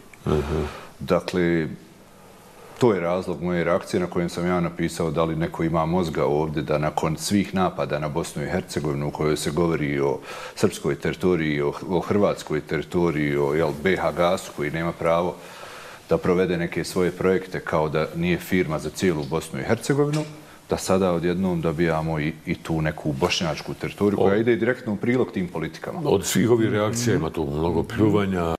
Vidiš. I propala zelena kopilad na ovakvu formiranu rečenicu ne bi imali šta reći. I zato ne dolaze ovdje, viš, prazan studio. Zato što propala kopilad ne znaju komunicirati. Žustrine, pa i predizborne, izdvojam ovu koja možda ima mjesta. Zašto niste reagovao na Lidiju Bradaru koja je nedavno skoro kazala ne može južna interkonekcija preko hrvatske teritorije misleći na neki prostor Herceg-Bosne? Zato se nade što mi imamo već presude HDZ-a za udruženi zločinački poduhvat. Mi imamo politiku gdje će i kod vas, kogod dođe iz HDZ-a, vrlo jasno reći da želi Herceg-Bosnu, da želi autonomnu oblast za Hrvate i da želi nešto slično ko što ima Republika Srpska. I to je politika koja ovdje traje 30 godina. Međutim, vrijeme je da konačno... I zašto akcentirati to što je neko nešto rekao ako ta njegova željena teritorija još uvijek ni ne postoji i neće ni postojati? Zašto akcentirati to ako to vodi dalje u provokacije i gluposti i besmislice? Zato nije. Razbijemo jedan mit o SDA, da je SDA za multietničku Bosnu i Hercegovinu. SDA je u potpunosti stranka koja... Jest za multietničku, ali ako mogu oni biti šefovi, a vi ostali kao što je rečeno podstanari, onda jest. Kad bi se mogli kako pobiti ovi što treba pobiti, a da ovi što ne treba pobiti ostanu, zavladao bi mir. I takva harmonija, da je to nevjerovatno. Ima skoro iste ciljeve kao SNSD i HDZ, ide direktno na ruku njima sa ovim rečenicama u kojima govori o bošnjačkoj teritoriji. Dakle, nisam reagovao zato što je to poznata politika HDZ-a, ali uvijati borbu za multietničku Bosnu i Hercegovinu kroz rečenicu da će se porezi plaćati sa bošnjačke teritorije, To nije borba za multietničku Bosnu i Hercegovinu, nego odustanak od nje i direktno u prilog upravo ovim HDZ-ovim politikama. Da. To je, dakle, osnovni razlog. Do sada obično smo imali te rečenice i na kraju većina Bošnjaka i jest se borila kao pripadnici armije Bosne i Hercegovine za multietničku Bosnu i Hercegovinu. Međutim, ovo što viđamo u posljednje vrijeme iz SDA, uključujući i ovog poslanika iz Mostara koji nam je rekao da je SDA vlasnik Bosne i Hercegovine, a da su neki drugi podstanari, govori jasno o politici o kojoj će vjerovatno SNSD-u i HDZ-u sutra podoban partner za podjelu Bosne i Hercegovine vjerovatno biti SDA i njegovi partneri. Ne dopada mi se baš to objašnjenje, nije samo tvoje, a to je kao nećemo reagovati na provokacije, ne znam, Dodika ili oni koji priželjkuju Herceg Bosnu. Kao znamo kakvi su pa nećemo reagovati. Mislim da treba... Nije, nego nemam ja šta reagovat na čovjeka koji govori ja ću napraviti YouTube kanal pa ću snimat klipove od tebi. Nemam ja šta na njega reagovat, nego mogu reagovat samo na onog koji je već napravio kanal i već snima. Imam šta gledat. Šta imam ja reagovat na onog koji govori hej samo ovdje će jednog dana biti moj kanal, ja ću snimat klipove od tebi. Štaš na to reagovat? Kako bi sad rekao to malo... Zvuči komunistički, ali objektivno po svima kad se već reaguju iz tebe. Molim vas, slažem se, ali 2 godine članovi Trojke trpe jednu propagandu u kojoj se priča o izdaji Bosne i Hercegovine. Koliko dugo? Ta izdaja se dešava u Hercegovini. Propagandu u kojoj se priča članovi Trojke trpe, ali 2 godine... 2 godine pričaš nekom da je izdajnik ko nije. 2 godine. I kad te pukne šakom, čudiš se. Šta mu je, šta mu bi? Uvijek je bio miran. Šta mu je? Članovi Trojke trpe jednu propagandu u kojoj se priča o izdaji Bosne i Hercegovine. Znate, ta izdaja se dešava kroz izbor Vukoje, kroz nekakve povlastice HDZ-u, Miloradu Dodiku. Znate, mi znamo sa kakvim politikama se suočavamo iz HDZ-a i SNSD-a. I, dakle, nema tu nikakve selekcije. Naši stavovi su jasni. Ali u ovom trenutku jako je bitno da na osnovu stavova HDZ-a, SNSD-a danas prepoznamo i SDA i da jasno kažemo da je Trojka trenutno jedini čuvar multietničke Bosne i Hercegovine i da je jedina koja se suprotstavlja takvom konceptu. To dakle ne znači da mi pravimo bilo koju vrstu selekcije. Mislim da je sasvim jasno da od predsjednika stranaka Trojke pa do nas članova smo vrlo jasno stojimo na odbrani Bosne i Hercegovine onako kako su mnogi od nas stajali 1992. i kasnije. Kada govoriš o SDA-u koji traži 22% teritorije Bosne i Hercegovine za Islamsku republiku, da li to zaključuješ na osnovu posmatranja izjava poput te Izetbegovića ili misliš ili znaš da je to zaista projekat? Zaista neka politička želja projekat? Ako to... Ne bih želio da uzbunjujem javnost na bilo koji način, da poznajem bilo kakvu aktivnost koja se trenutno vrši na tom planu, ali sudeći prema političkim postupcima koji se dešavaju u eteru i ne samo izjava, nego ako hoćete već i konkretno i glasanja, a sve više izjava, treba biti oprezan. Dakle, bošnjačka teritorija, ako već se borimo za multietničku Bosnu i Hercegovinu i ako nam je cilj da Bosna i Hercegovina bude još jača, snažnija, jedinstvenija, zašto onda ne govorimo o bosansko-hercegovačkoj teritoriji? Vrlo je zlonamjerno reći bošnjačka i nemam nikakve dokaze, ali treba biti oprezan i uzeti u obzir i posljednje izjave, pogotovo medijske istupe ljudi iz tajnih službi koji sve više izlaze u javnost, koji su bili u ratu i nakon rata na bitnim pozicijama, koji govore o procesima i o snagama koji su vrlo bliski stranci SDA, a koji su radili na tome. SDA, ali niste baš tako žučno reagovali, pogotovo kako je SDA prema tebi. Kada je Dodik, ko zna koliko puta, nedavno je to bio direktan, eksplicitan, čak je to ličilo na to tvoje, bio i galantan, eto kao muslimanima 22%, 23% teritorije. Jedna razlika je, on je galantniji od tebe, 23%. Eto, bošnjacima, muslimanima 23%, pa neka prave svoju islamsku državu ili kako je već rekao u tom kontekstu. Dakle, kako procjenjuješ to da SDA i društvene mreže i to, pa naravno tu ima i botova, ali kako kažu gazde, vlasnici botova, tako reaguju. Da je više žučnije prema tebi reagovala nego prema Dodiku.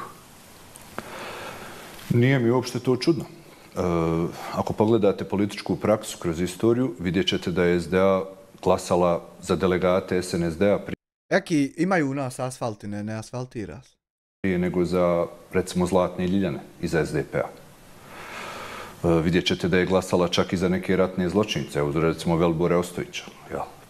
Pa je glasano za gospodina Pusigaču iz SNSD-a da bude u rukovodstvu Doma naroda prije Slaviše Šučura.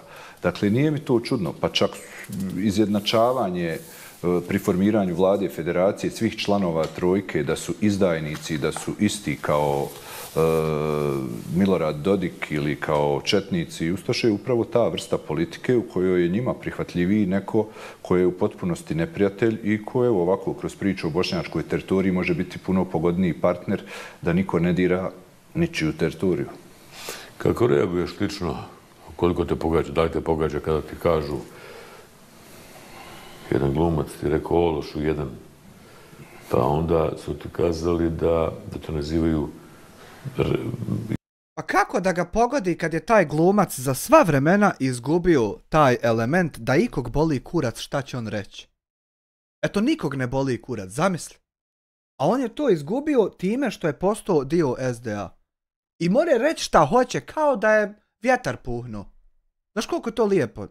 Islamofobom, izdajnikom i mnogi tih ružnih riječi. Da vam kažem, naravno da kad te neko vrijeđa da nije ugodno. Međutim, ovdje je vrlo jasno i sa tim glumcem i sa svima možemo polemisati o stavama. Glumac o kojem govorite, koji je nekada bio ministar kulture, mislim da način njegove komunikacije više govori o tome da je malo više bio ministar nekulture. Uvažavati nečiji politički stav. Eki, za sad samo kod ovih zaostalih vise po daskama i dalje ovi SD-ovci po merajama. Za sad samo kod ovih zaostalih po daskama vise. Do sad je bilo više aktivnosti, ali za sad samo po daskama vise. Čak i ako se ne slažete je osnovni kućni odgoj. Međutim, znate kako, ovdje se radi o tome da licemjerje, prodavanje neke politike, da se predstavljate kao da se borite za državu, za multietničnost, je nešto što ne možemo više prihvatati jer ste toliko puta prodali i toliko puta to izvarali da ja ne želim na to više da šutim. Da mi objašnjavate da je borba za multietničnost i da vi vjerujete u državu kad mi kažete za bošnjačku teritoriju, ne vidim razliku tu od izjave gospođe Lidije Bradare koja kaže da BiH Gas ne može to graditi jer nije dio teritorije BiH Gasa. Ili od Milorada Dodika koji kaže da je to isključivo srpska teritorija. Dakle, ovdje neko mora da čuva Bosnu i Hercegovinu. I ovdje hoću da ponovim to. Trenutno jedini čuvar Bosne i Hercegovine je isključivo trojka i niko drugi. I to trebaju građani da znaju i u ovoj predizbornoj kampanji. Da, ali kažu da ste izdajnici. Pa za njih smo izdajnici projekta u kojem ćemo pričati o bošnjačkoj teritoriji. To od nas nećete čuti ni od jednog člana trojke, čak ni od NIP-a. Mi se ne slažemo ideološki, to je poznato. Ali nećete čuti ni od koga da je ovdje postoji bošnjačka teritorija, postoji samo Bosna i Hercegovina.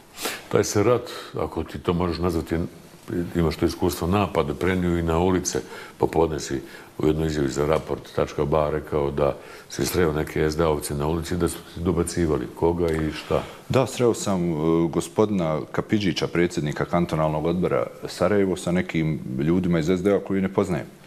Jedan od njih mi je rekao kako te nije sramota da govoriš ovdje gdje živiš, da govoriš tako o SDA, a gospodin Kapidžić mi je direktno rekao da dobro je tebi na bošnjačkoj teritoriji, uživaš ti baš lijepo. I onda sam mu objasnio da ovo nije bošnjačka teritorija, da je Sarajevo, Bosna i Hercegovina i da bi trebao to da nauči i on i njegov predsjednik stranke. Hoće naučiti. Znate, sve više se javlja među SD-ovcima ta jedna teza da su oni nekim nebošnjacima u Sarajevu poklonili život na način da žive. Znate, kao budite sretni uopšte što vas ne diramo na taj način. Jesu to dobre energije? Jesu to dobre energije, pohvalne?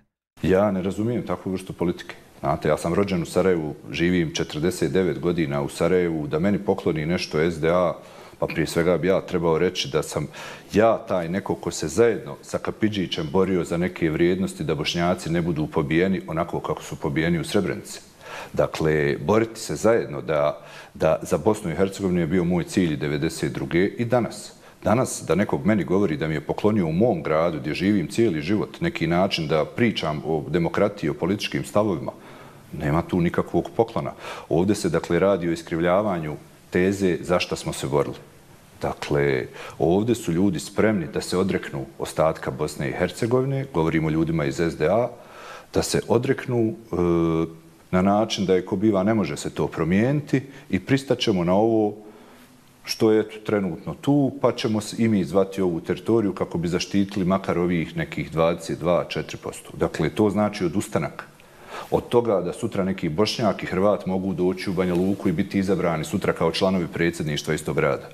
Dakle, ako je to borba za multietničku Bosnu i Hercegovinu, za mene nije, jer ne vidimo isto, to nije tajna da je to razlika između SDP-a i SDA.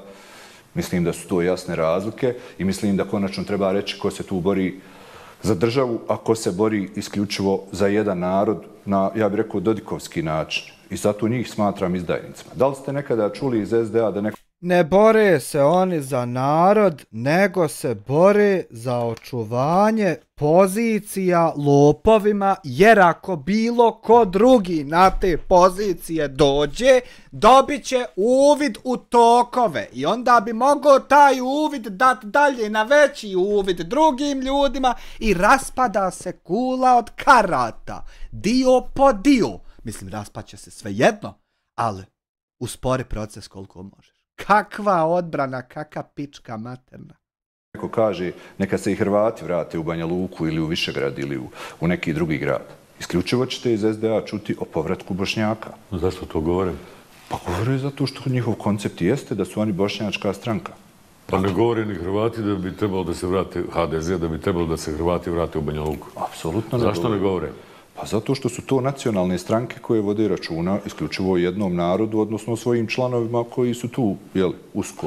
Uporno u svakom odgovoru, i kada te ne pitam, ponavljaš tu tvrdnju da SDA neće državu Bosne i Hercegovine, da je dovoljno 22% njima. Ama boli ih kita za državu Bosnu i Hercegovinu. Tu je skupina i organizacija lopova. Da se ne zna ko je tu gori lopov, ubica, diler, nasilnik, seksualni, to se ne zna više ko je tu gori i sa čim. I jedino za što se oni mogu boriti je da se to ne razotkrije. I kako? Pa zavađaj. Viči za onog da je on, viči za onog. Samo da fokus nije na tebi. Kaka bolan borba za očuvanje bilo čega od strane lopova, prevaranata, kriminalaca i ubica. Svi ljudi, dragi pa. Kako to bolan? Ma šta je, kako da se definišu tih 22%, to ponavljanjem tvrdiš nešto? Senade, ja sam razočaran politikom koju vodi SDA. Ne možete napasti vojnike armije Bosne i Hercegovine da su izdajnici istrajavati na toj kampanji zajedno sa svojim partnerima. Dakle, to je put, o tome smo već i pričali u javnom prostoru, to je put u podjelu. Priča o bošnjačkoj teritoriji je put u podjelu. Dakle, sama priča. Sama priča, ali vidite i političko djelovanje. Mojih 22%. Političko djelovanje je takve vrste da vi, ako napadate ljude, samo zato što su vas smijenili iz vlasti, vidite, ima nešto što je svetije od vlasti, to je država. Dakle, morate imati kriteriji zašto nekoga napadate. I s druge strane, ako dozvolite sebi da vojnika armije Bosne i Hercegovine Nermina Nikšića ili Medna Konakovića kao predsjednike nazovete izdajnicima, pa zašto se onda ljutite kad vama neko kaže da želite samo bošnjačku državu za SDA? Dakle, to je za vas uvreda, mislite da vi nas ne vrijeđate. Odakle vam pravo da na takav način razgovarate? Druga stvar, ne želim uopšte više da šutim na takvu vrstu politike. Smatram da trebaju da dobiju odgovor i spreman sam da polemiziram o tim stvarima, naravno sa onima koji govore da se radi o bošnjačkoj, dakle, teritoriji. To je, dakle, suština. Kao što, naravno, branimo i dio u kojem Milorad Dodik nikada ovo što govori da će odnijeti neki dio teritorije, ne postoji ta varijanta u mirnoj opciji niti u jednom slučaju dok je trojka na vlasti. Možda se uključila u raspravu islamska zajednica koja kaže da je ostala na vlasti, ja mislim da bi mi već duboko bili u ratu. Duboko. Već bi sve jedan medij na svijetu obavijestio o nama ko o Ukrajini. Samo da su govna ostala. Već bi mi zaglibili davno. Da se islam ne bi trebalo upotrebljavati i zloupotrebljavati u predizbornoj kampanji u političke svrhe. To bi, kada bi se objektivno tumačilo, mogu da se protumači kao odličan potez islamske zajednice i da se obraća svim političkim subjektima, strankama, partijama i pojedincima, računajući u SDA. Kako ti tumačiš to saopštenje? Znate kako? To što sam ja napisao da SDA želi vjerovatno Islamsku republiku ili neku bošnjačku, možda sam se mogu izraziti malo drugačije, ali sigurno je da nikad niste... A možda misliš da niste u to napišeš islamska već bošnjačka? Ne mislim. Znate kako, možda nisam trebao, ali hoću da vam kažem ovo. Nikada na skupu SDA niste mogli čuti pravoslavnu liturgiju ili Oče naš pjesmu o Svetoj Mariji. Sasvim je jasno da SDA okuplja bošnjake koji su dominantno muslimani. Dakle, logično je da neće praviti neku državu u tom nekom kontekstu, da će biti, ako već insistirate na neku podjelu teritorije, logično je da će ići u tom nekom pravcu. Ili si mislio da je SDA-u bitniji taj vjerski, religijski, nego li nacionalni identitet? Evo sad ću vam reći ovo je još jedna od stvari koja se desila baš iz kantonalnog odbora SDA. Dakle, ljudi su napisali saopštenje za vrijeme trojke u kantonu Sarajevo da gospodin Edin Forto, koji je obavljao tada funkciju premijera kantonalne vlade, nije dobrodošao u Srebrenicu jer ne zna proučiti Fatihu.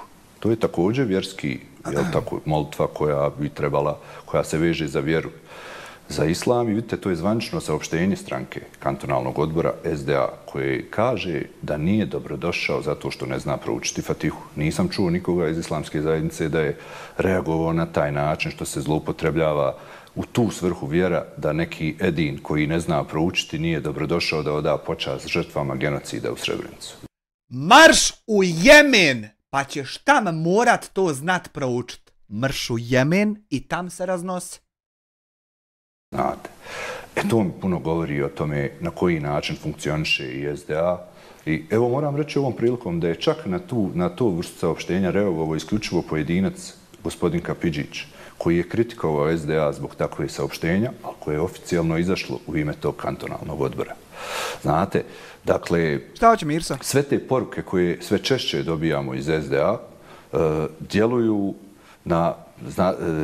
Moram vam slobodno reći, dakle, djeluju i na nas koji smo nebošnjaci, a prodali smo ovdje cijeli rat. Znate, pitanje za delegata koji je rekao da je SDA vlasnik Bosne i Hercegovine, dakle, delegat iz Mostara, a da su neki drugi podstanari. Evo, ja bih ga prvo pitao, je li Dragan Vikić podstanar? Je li Bogić Bogićević možda podstanar u Bosni i Hercegovini? Je li Slaviša Šučur podstanar?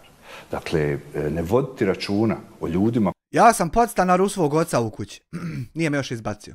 Koji su za Milorada Dodika i za nekoga iz Hrvatske danas izdajnici svog naroda, a za Sarajevo su postali neprijatelji i neki drugi izdajnici, četnici ili ustaše, je dakle veliki problem za multietničnost Bosne i Hercegovine i za nastavak borbe za državu.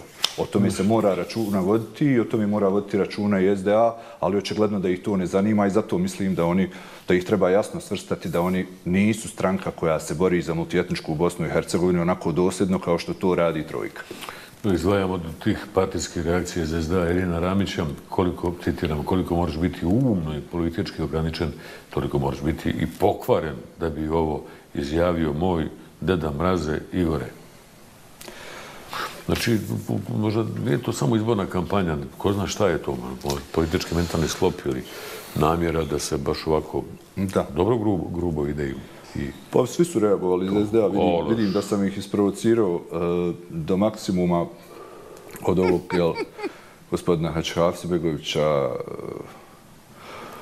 kojem stvarno ne bih govorio, dakle, o njegovom političkom angažmanu i tokom rata i za vrijeme dok je bio ministar i dok je bio direktor nekih kulturnih institucija u ovom trenutku, ali je jasno da on kao SDA-ovac reaguje na takav način.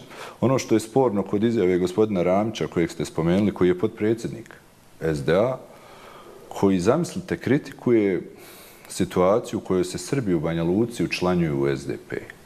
I on kaže, previše je tu Srba sada koji su ušli, pa je sigurno konkurencija, eto kakva je to stranka, ulaze neki Srbi. Hrle Srbi u Banja Luku, Sarajevo u SDP. Dakle, zašto to gospodin Ramić i SDA žele gdje da ulaze Srbi iz Banja Luke? agentico, ja čovjeku uporno govorim da ljude nervira kad sjediš i pričaš sve što nije. I ljudi trpe neko vrijeme. I nakon nekog vremena sam se ugasiš ko svijeća i više me ne interesuje. A more mi sovat, more mi prijetit, more radit šta hoće. Ne interesuje me osoba. Ne može mi doći, ne može me tražiti, to je to. A on tam nek radi šta hoće. Ne zanima me. Njegov taj sklop i njegovi načini kako se šta. Ne interesuje me taj troll. Mu draže bilo da uđu... Jer ovdje se radi o mnogo ozbiljnijoj situaciji da bi se ja interesovao za troll. Ovdje se narušava nekoliko desetina, možda i stotina kanala vremenom kasnije. I da neko sad tam trola se bavim s njim. Ima, sve mu je rečeno u par live-ova i samo bi vrtio dalje u krug istu priču. Ne interesuje me osoba. Pa znam koliko je jadan. Znam već, zato me više i ne interesuje. SNSD da se brže dogovore ili ne znam u SDS, a ne sviđa mu se što ulaze u SDP koji protežira ideju multietničke Bosne i Hercegovine i koji je konačno uspio u Republici Srpskoj da ima 3 čovjeka u zakonodavnim institucijama Republike Srpske. Dakle, ima Srbina, Bošnjaka i Hrvaticu u institucijama Republike Srpske. I očigledno da gospodinu Ranču bi draže bilo da je neko u SNSD-u, jer to je onda već bošnjačka i srpska teritorija, pa onda ako biva vama vaše, nama naše. Mi u SDP-u ne pristajemo na to. Za kraj vidim da ne odustaješ, ali i ne oblažuješ ovaj tvit stav. Senade, smatram ovo licemjerjem da mi prodajete priču o borbi za multietničku Bosnu i Hercegovinu s bošnjačkom teritorijom. Ovdje ćemo stvoriti preduslove da Eto što neće na duel. Eto što. Život bude jednak bosansko-hercegovačkoj teritoriji na kojoj možda sad najviše ovdje gdje živi najviše Bošnjaka i u Sarajevu, ali ona mora biti isto ono što hoćemo da tražimo od Banja Luke i od svakog drugog grada Bosne i Hercegovine. Dakle, ta vrsta jedna ideala mora postojati na istom nivou. Ne možete mi prodavati sada u Sarajevu da ste za multietničku Bosnu i Hercegovinu. Dakle, na ovaj način će se Bosna i Hercegovina raspasti. Ja ne želim da nakon 30 godina što se očuvala od rata u kojem sam ja učestvovao, dozvolim nekome i mirno gledam kako mu neko pomaže tamo ovom koji želi da razvali Bosnu i Hercegovinu, da to uradi i da dobije ovdje nekog svog kooperanta u tome. Dakle, naravno da ću reći. Dakle, ne pristajte na takvu vrstu politike, nego dajte da ponudimo bosansko-hercegovačko rješenje, bosansko-hercegovačku priču, bosansko-hercegovačku teritoriju, da budemo jači i snažniji. Dakle, to je borba za moj način života u koji sam vjerovao i ubijeđen sam. I većine Bošnjaka u koju se kunu svi ovi SDA-ovci koji su ovako reagovali. I zato smatram da oni nisu predstavnici multietničke Bosne i Hercegovine, nego jedno... Oni nisu predstavnici ničeg u svojoj kući, Bolana, kamoli narodu da budu nešto. Šta ti je? Oni samo imaju Facebook profil na kojem izađe takva neka objava. Oni nisu ništa. Nacionalista koji bi bili zadovoljni sa jednim dijelom bošnjačke teritorije. Ne želim, dakle, na to napristajem. Naravno da ću se takvoj politici suprotstavljati, zato i jesam u SDP-u. Pitao sam te indirektno, sljedeće najdirektnije, kako se osjećaš kao Srbin, sarajevski Srbin, kada se na tebe struči ovakva količina reakcije? A Senade, o tome smo već govorili više puta, dakle, naravno da, vidite... Ja ne znam kako se ovaj čovjek osjećaš, njemu su upućene te reakcije. Svega mi na svijetu što imam i što znam, ono sve objava i ono osoba tamo, ono što su oni sročili objavili, ja nisam stekao dojam čak ni kao da je jedna osoba nešto izgovorila. Zamisli, sastane se 15 ljudi i nešto kaže, a ti ne stekneš utisak ni kao da je bilo ko progovorio. Toliko vrijednosti im je ostalo. Ali ovo uopšte ne ovo ti je najiskrenije što je moglo biti da ti objasnim kako se osjećam. Znači, kao da niko riječ nije progovorio. Toliko vrijednosti sam ja osjetio u svim onim tam objavama. Eto. Ali najiskrenije. Činjenica sama... To je ono dijasporac što si pričao kad neko autoritet izgubi. Kao da vjetar puše kad ta osoba dalje priča. A samo jednom kad ga izgubiš.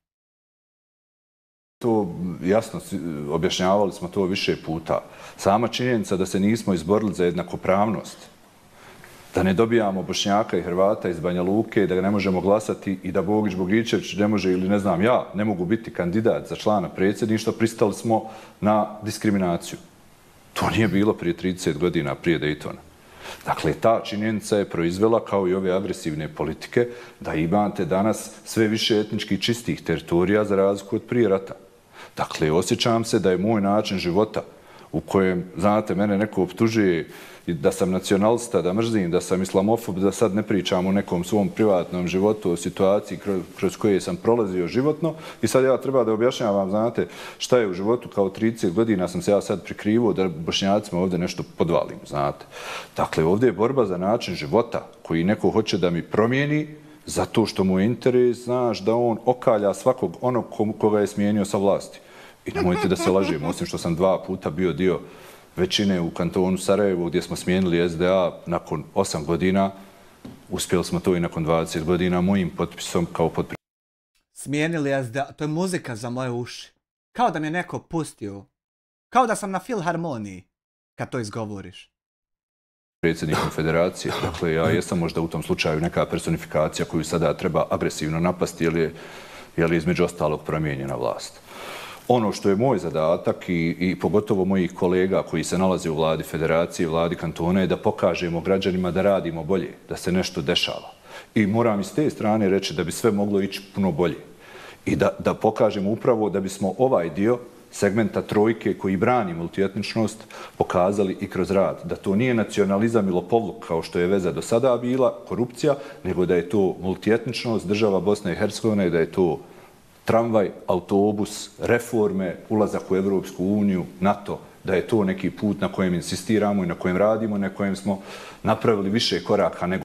Jest, ali šta ćemo sutra? Ono jest to ti putevi, ali šta ćemo sutra kad mi krenemo od tim putem i naiđe nekakva regulacija nečega? I ta regulacija otkrije prljavštinu od tog nekog koga ti nagovaraš da ide zajedno s tobom od tim putem. I kaže ta regulacija, a pa gospodo, ovo vam je kriminal. Ne može to. Zato ne mere to nikad. Zato ne mere to nikad. I radije se poubijajte između se svi, nek da se moj kriminal razotkriva. Jedno te isto ponavljam. I samo se o tom radi. Ovdje nema druge filozofije ni politike. Radije se pobijte između se, nek da iko od vas sazna za moje lopovluke. Jer onda sam ja najebao. To je sva filozofija. Ovo ostalo su sve samo sranja. Ne postoji ništa drugo. Još jednom direktnije, šta misliš, zašto Izetbegović nije prihvatio tvoj poziv na direktno sučeljavanje televizijsko? Ma vidite, ja mislim da polemizirati na ovaj način, veliko je pitanje kako ćete odbraniti što sam ja za bošnjačku teritoriju, što sam spomenuo bošnjačku teritoriju. Vrlo je zlonamjerno spomenuti bošnjačku teritoriju i opravdati to. Da kažete na teritoriji na kojoj više žive Bošnjaci nego svi ostali, opet pričate isključivo i odustajete pomalo od svih ostalih dijelova. Hajde da zajedno odemo ja i Bakir Izetbegović pa da vidimo šta ćemo uraditi za Bošnjake i Hrvate u Republici Srpskoj. Ne mere kad on mora krit kriminal i kako da s tobom se nađe idete zajedno nešto raditi za nekog. Pa nema kad. Nema kad. Viš da mu se sve raspada oko njega i mora krpit šta more stići. I ti njega zoveš hajmo pit, a čovjeku mrak na očima, a zoveš ga hajmo u kafanu. Nema kad. I šta radi ko danas? I šta je ko radio tokom ovih godina? Pa da se na tom polju obračunao. Znate. Sad, to je polemika i također ono što je možda i najbitnije, šta je budućnost sa takvom pričom o bošnjačkoj teritoriji. I vrlo je teško objasniti da se vi borite za multietničnost. Pa budućnost je ili da on kupi vremena dovoljno da mi ništa ne otkrijemo dok ne krepe, ili da se mi pobijemo međusobno pa da se tako ne otkrije ništa isto dok ne krepe. Eto. Državu sa tom pričom da vi meni sada objašnjavate, znate, moj otac Alija Izetbegović, ja, Bakir, ovo, ono, pa smo mi sada tu. Dobro, stani malo, a zašto bošnjačka teritorija? Ko ti je to naučio? Gdje si to rekao? To je vrlo teško, znate, za odbranu. Ali i vrlo je licemjerno, znate, Milorad Dodik kaže, to je srpska teritorija, ja ću odnijeti. To je transparentno i on ima svoj cilj. A ti ovdje kuneš se u multietničnosti, pričaš malte ne o istoj teritoriji. Dakle, teško je braniti tu priču, jer je ona u praksi, u dnevnom eteru, na televiziji, skoro sasvim jednaka, nažalost. Koliko si imao godina kada si postao borac armije Republike Bosne i Hercegovine? Ma imao sam 18 godina, ali Senade, ako bi mogao da kažem, ja mislim da više ovdje ne treba pričati o ratu. Naravno, bitno je, slažem se i ja uvijek to kažem. Hoću da te pitam direktno. Je li to ovakvi napadi i ovakav rat koji si ti izazvao? A je li te to pokoleba? Recimo, imaš li neki osjećaj da si se... Pa zašto bi ga pokolebalo borba njegova i razlog? Zašto je se borio kada mu to napadaju kriminalci i propaliteti za cilj prikrivanja svojih govana? Zašto mu to nije to globalna priča i globalna energija, nego energijica jednih propalih futavaca. I ne ima potrebe to da mu smeta. Pokaje od šta mi je ovo trebalo? Dakle, za koga sam se, zašto borio? Naravno da ljudi koji postoje fašisti ne možemo uopšte danas kriti da oni postoje u SDA. Dakle, meni fašisti? Da, fašisti. Pa isti fašisti koji postoje u SNSD-u. Dakle, da, fašisti koji mrze na osnovu imena i prezimena i vjere. Ja sam danas za njih personifikacija po imenu i prezimenu. Ne pitaju se šta sam radio u najtežim godinama i gdje sam bio. Dakle, apsolutno fašisti. Oni danas sude šta si rekao o stavu i na osnovu toga te ocjene. Dakle, to je onako kako ja pristupam ovom političkom problemu, političkoj komunikaciji. Da ono za što se ja zalažem ne vrijeđa danas nikoga. Ovo je nešto u čemu Bosna i Hercegovina ne smije da izgubi. A sa pričom u bošnjačkoj teritoriji gubi isto kao sa pričom da BiH gas ne može graditi južnu interkonekciju i isto kao kad pričamo da će Republika Srpska negdje otići izvan Bosne i Hercegovine. Dakle, ne postoji ta vrsta kajanja. Dakle, ja sam ostao ovdje u trenucima kada sam mogao birati, čak kad sam bio izvan Bosne i Hercegovine u ratu. Ja sam proveo 2 mjeseca sa košarkaškim klubom Bosna. Mogao se dostaneš. I vratio sam se i otišao na teren. Dakle, Senade, ja sam otišao na Bjelašnicu sa nepunih 19 godina i ne kajem se, nego danas mi upravo to daje pravo da kažem da ovo nije ono za što smo se borili, ovo što vi pričate. Nije to. Ne možete mi to prodavati kao borbu za zajedničku državu. To mnogi među njima koji nisu vidjeli ni puške, ni uniforme. Ma opet vam kažem, prošlo je 30 godina, možda i manje bitno. Ima sad već u gradu i ljudi novih koji su rođeni, koji ne pamte rat i ne pamte, ali moramo pričati o budućnosti. Dakle, moramo pričati o konačnom cilju koji bi trebao da bude Bosna i Hercegovina jedinstvena, ja ću ponoviti, bez obzira koliko je to iluzorno djelovalo, bez entiteta, bez Brčkog distrikta, jedinstvena u kojoj će svaki građanin osjećati da nema problem da bude i Bošnjak, musliman, i Srbin, pravoslavac, i Hrvat, katolik. Čuj, Ilija, Draško, čuj ovo. Ilija, Draško. Ali i ateista. Ali prije svega da je on rođen, kakav god da je rođen, da bude i tamnoput, da bude i ovakav i onakav, da može sva svoja prava da ostvari. To je suština čitave ove borbe. Kako doći do toga cilja, možda ga ja neću doživjeti u nekoj toj mjeri. Pitanje je ko će, ali odustati od toga zbog svih onih koji su poginuli 92. do 95. Smatram to izdajom i ne želim da pristajem na floskule. Zato neće da pričaju s tobom na TV-u, da im je biti onako nekako šef, a da ni s kim ne pričaju.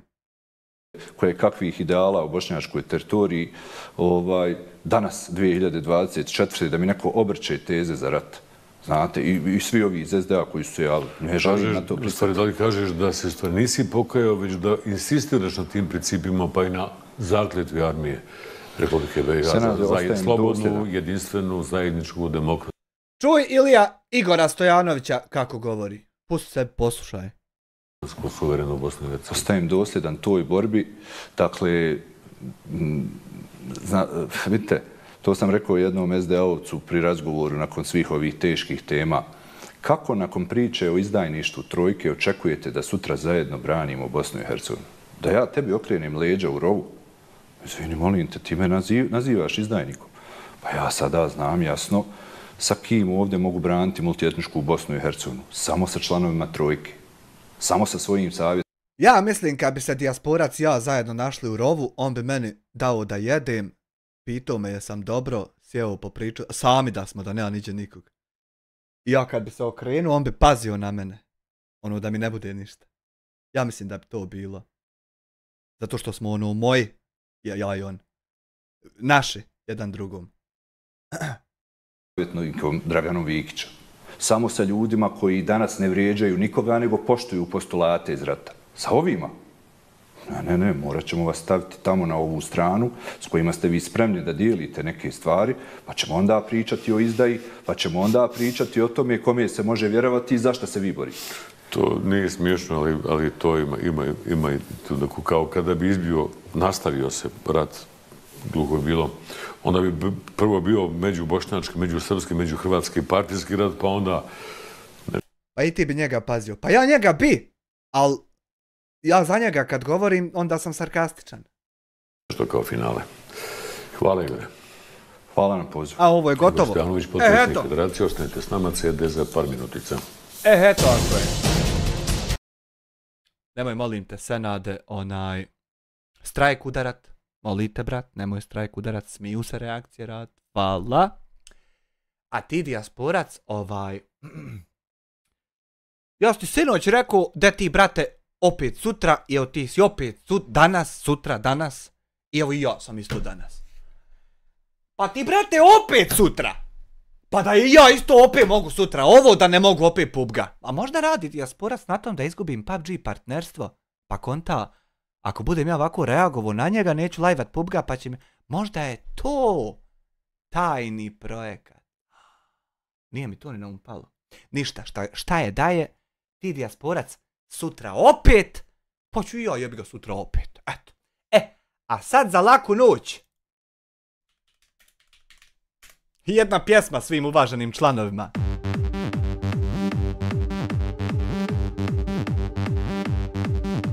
Speed, stand up, amfetamin. Ima eksera, ima u izobilju. Ima eksera, više nego u obiju. Speed, ušmrkam pred očima djeteta. Cheese nacrtam članskom kartom SDA. Bruj, čašija, kako daju načina. To sam ja, bošnjačina, tvoja narkomančina. Bilice, Rami, Salkić, linije, Zahiragić, poluputnicu, nekcus, papo, zubne, crni vrh.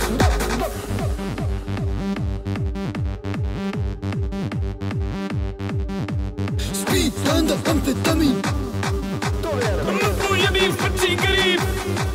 Dobar ti, dobar ja, dobra boba zelena. SDA, MDMA, SDA, MDMA. Tonik džin, ne gledaš. SDA, MDMA, SDA, MDMA, SDA, MDMA. Ima puno droga, ne bježim od baba roga. U meni puno droga, udara me s noga. Ja sam Nunu, ne Picasso, malo magen, malo saso. Dok uživam u drogi, njegov udara me baso. Kad me zovne Zaha, u dandu igram šaha. Viđi jesam raka, pucam više poslije rata. Babine su pare oko mene puno minđi. Zove bakeriđi, bacit ćemo čiči minđi.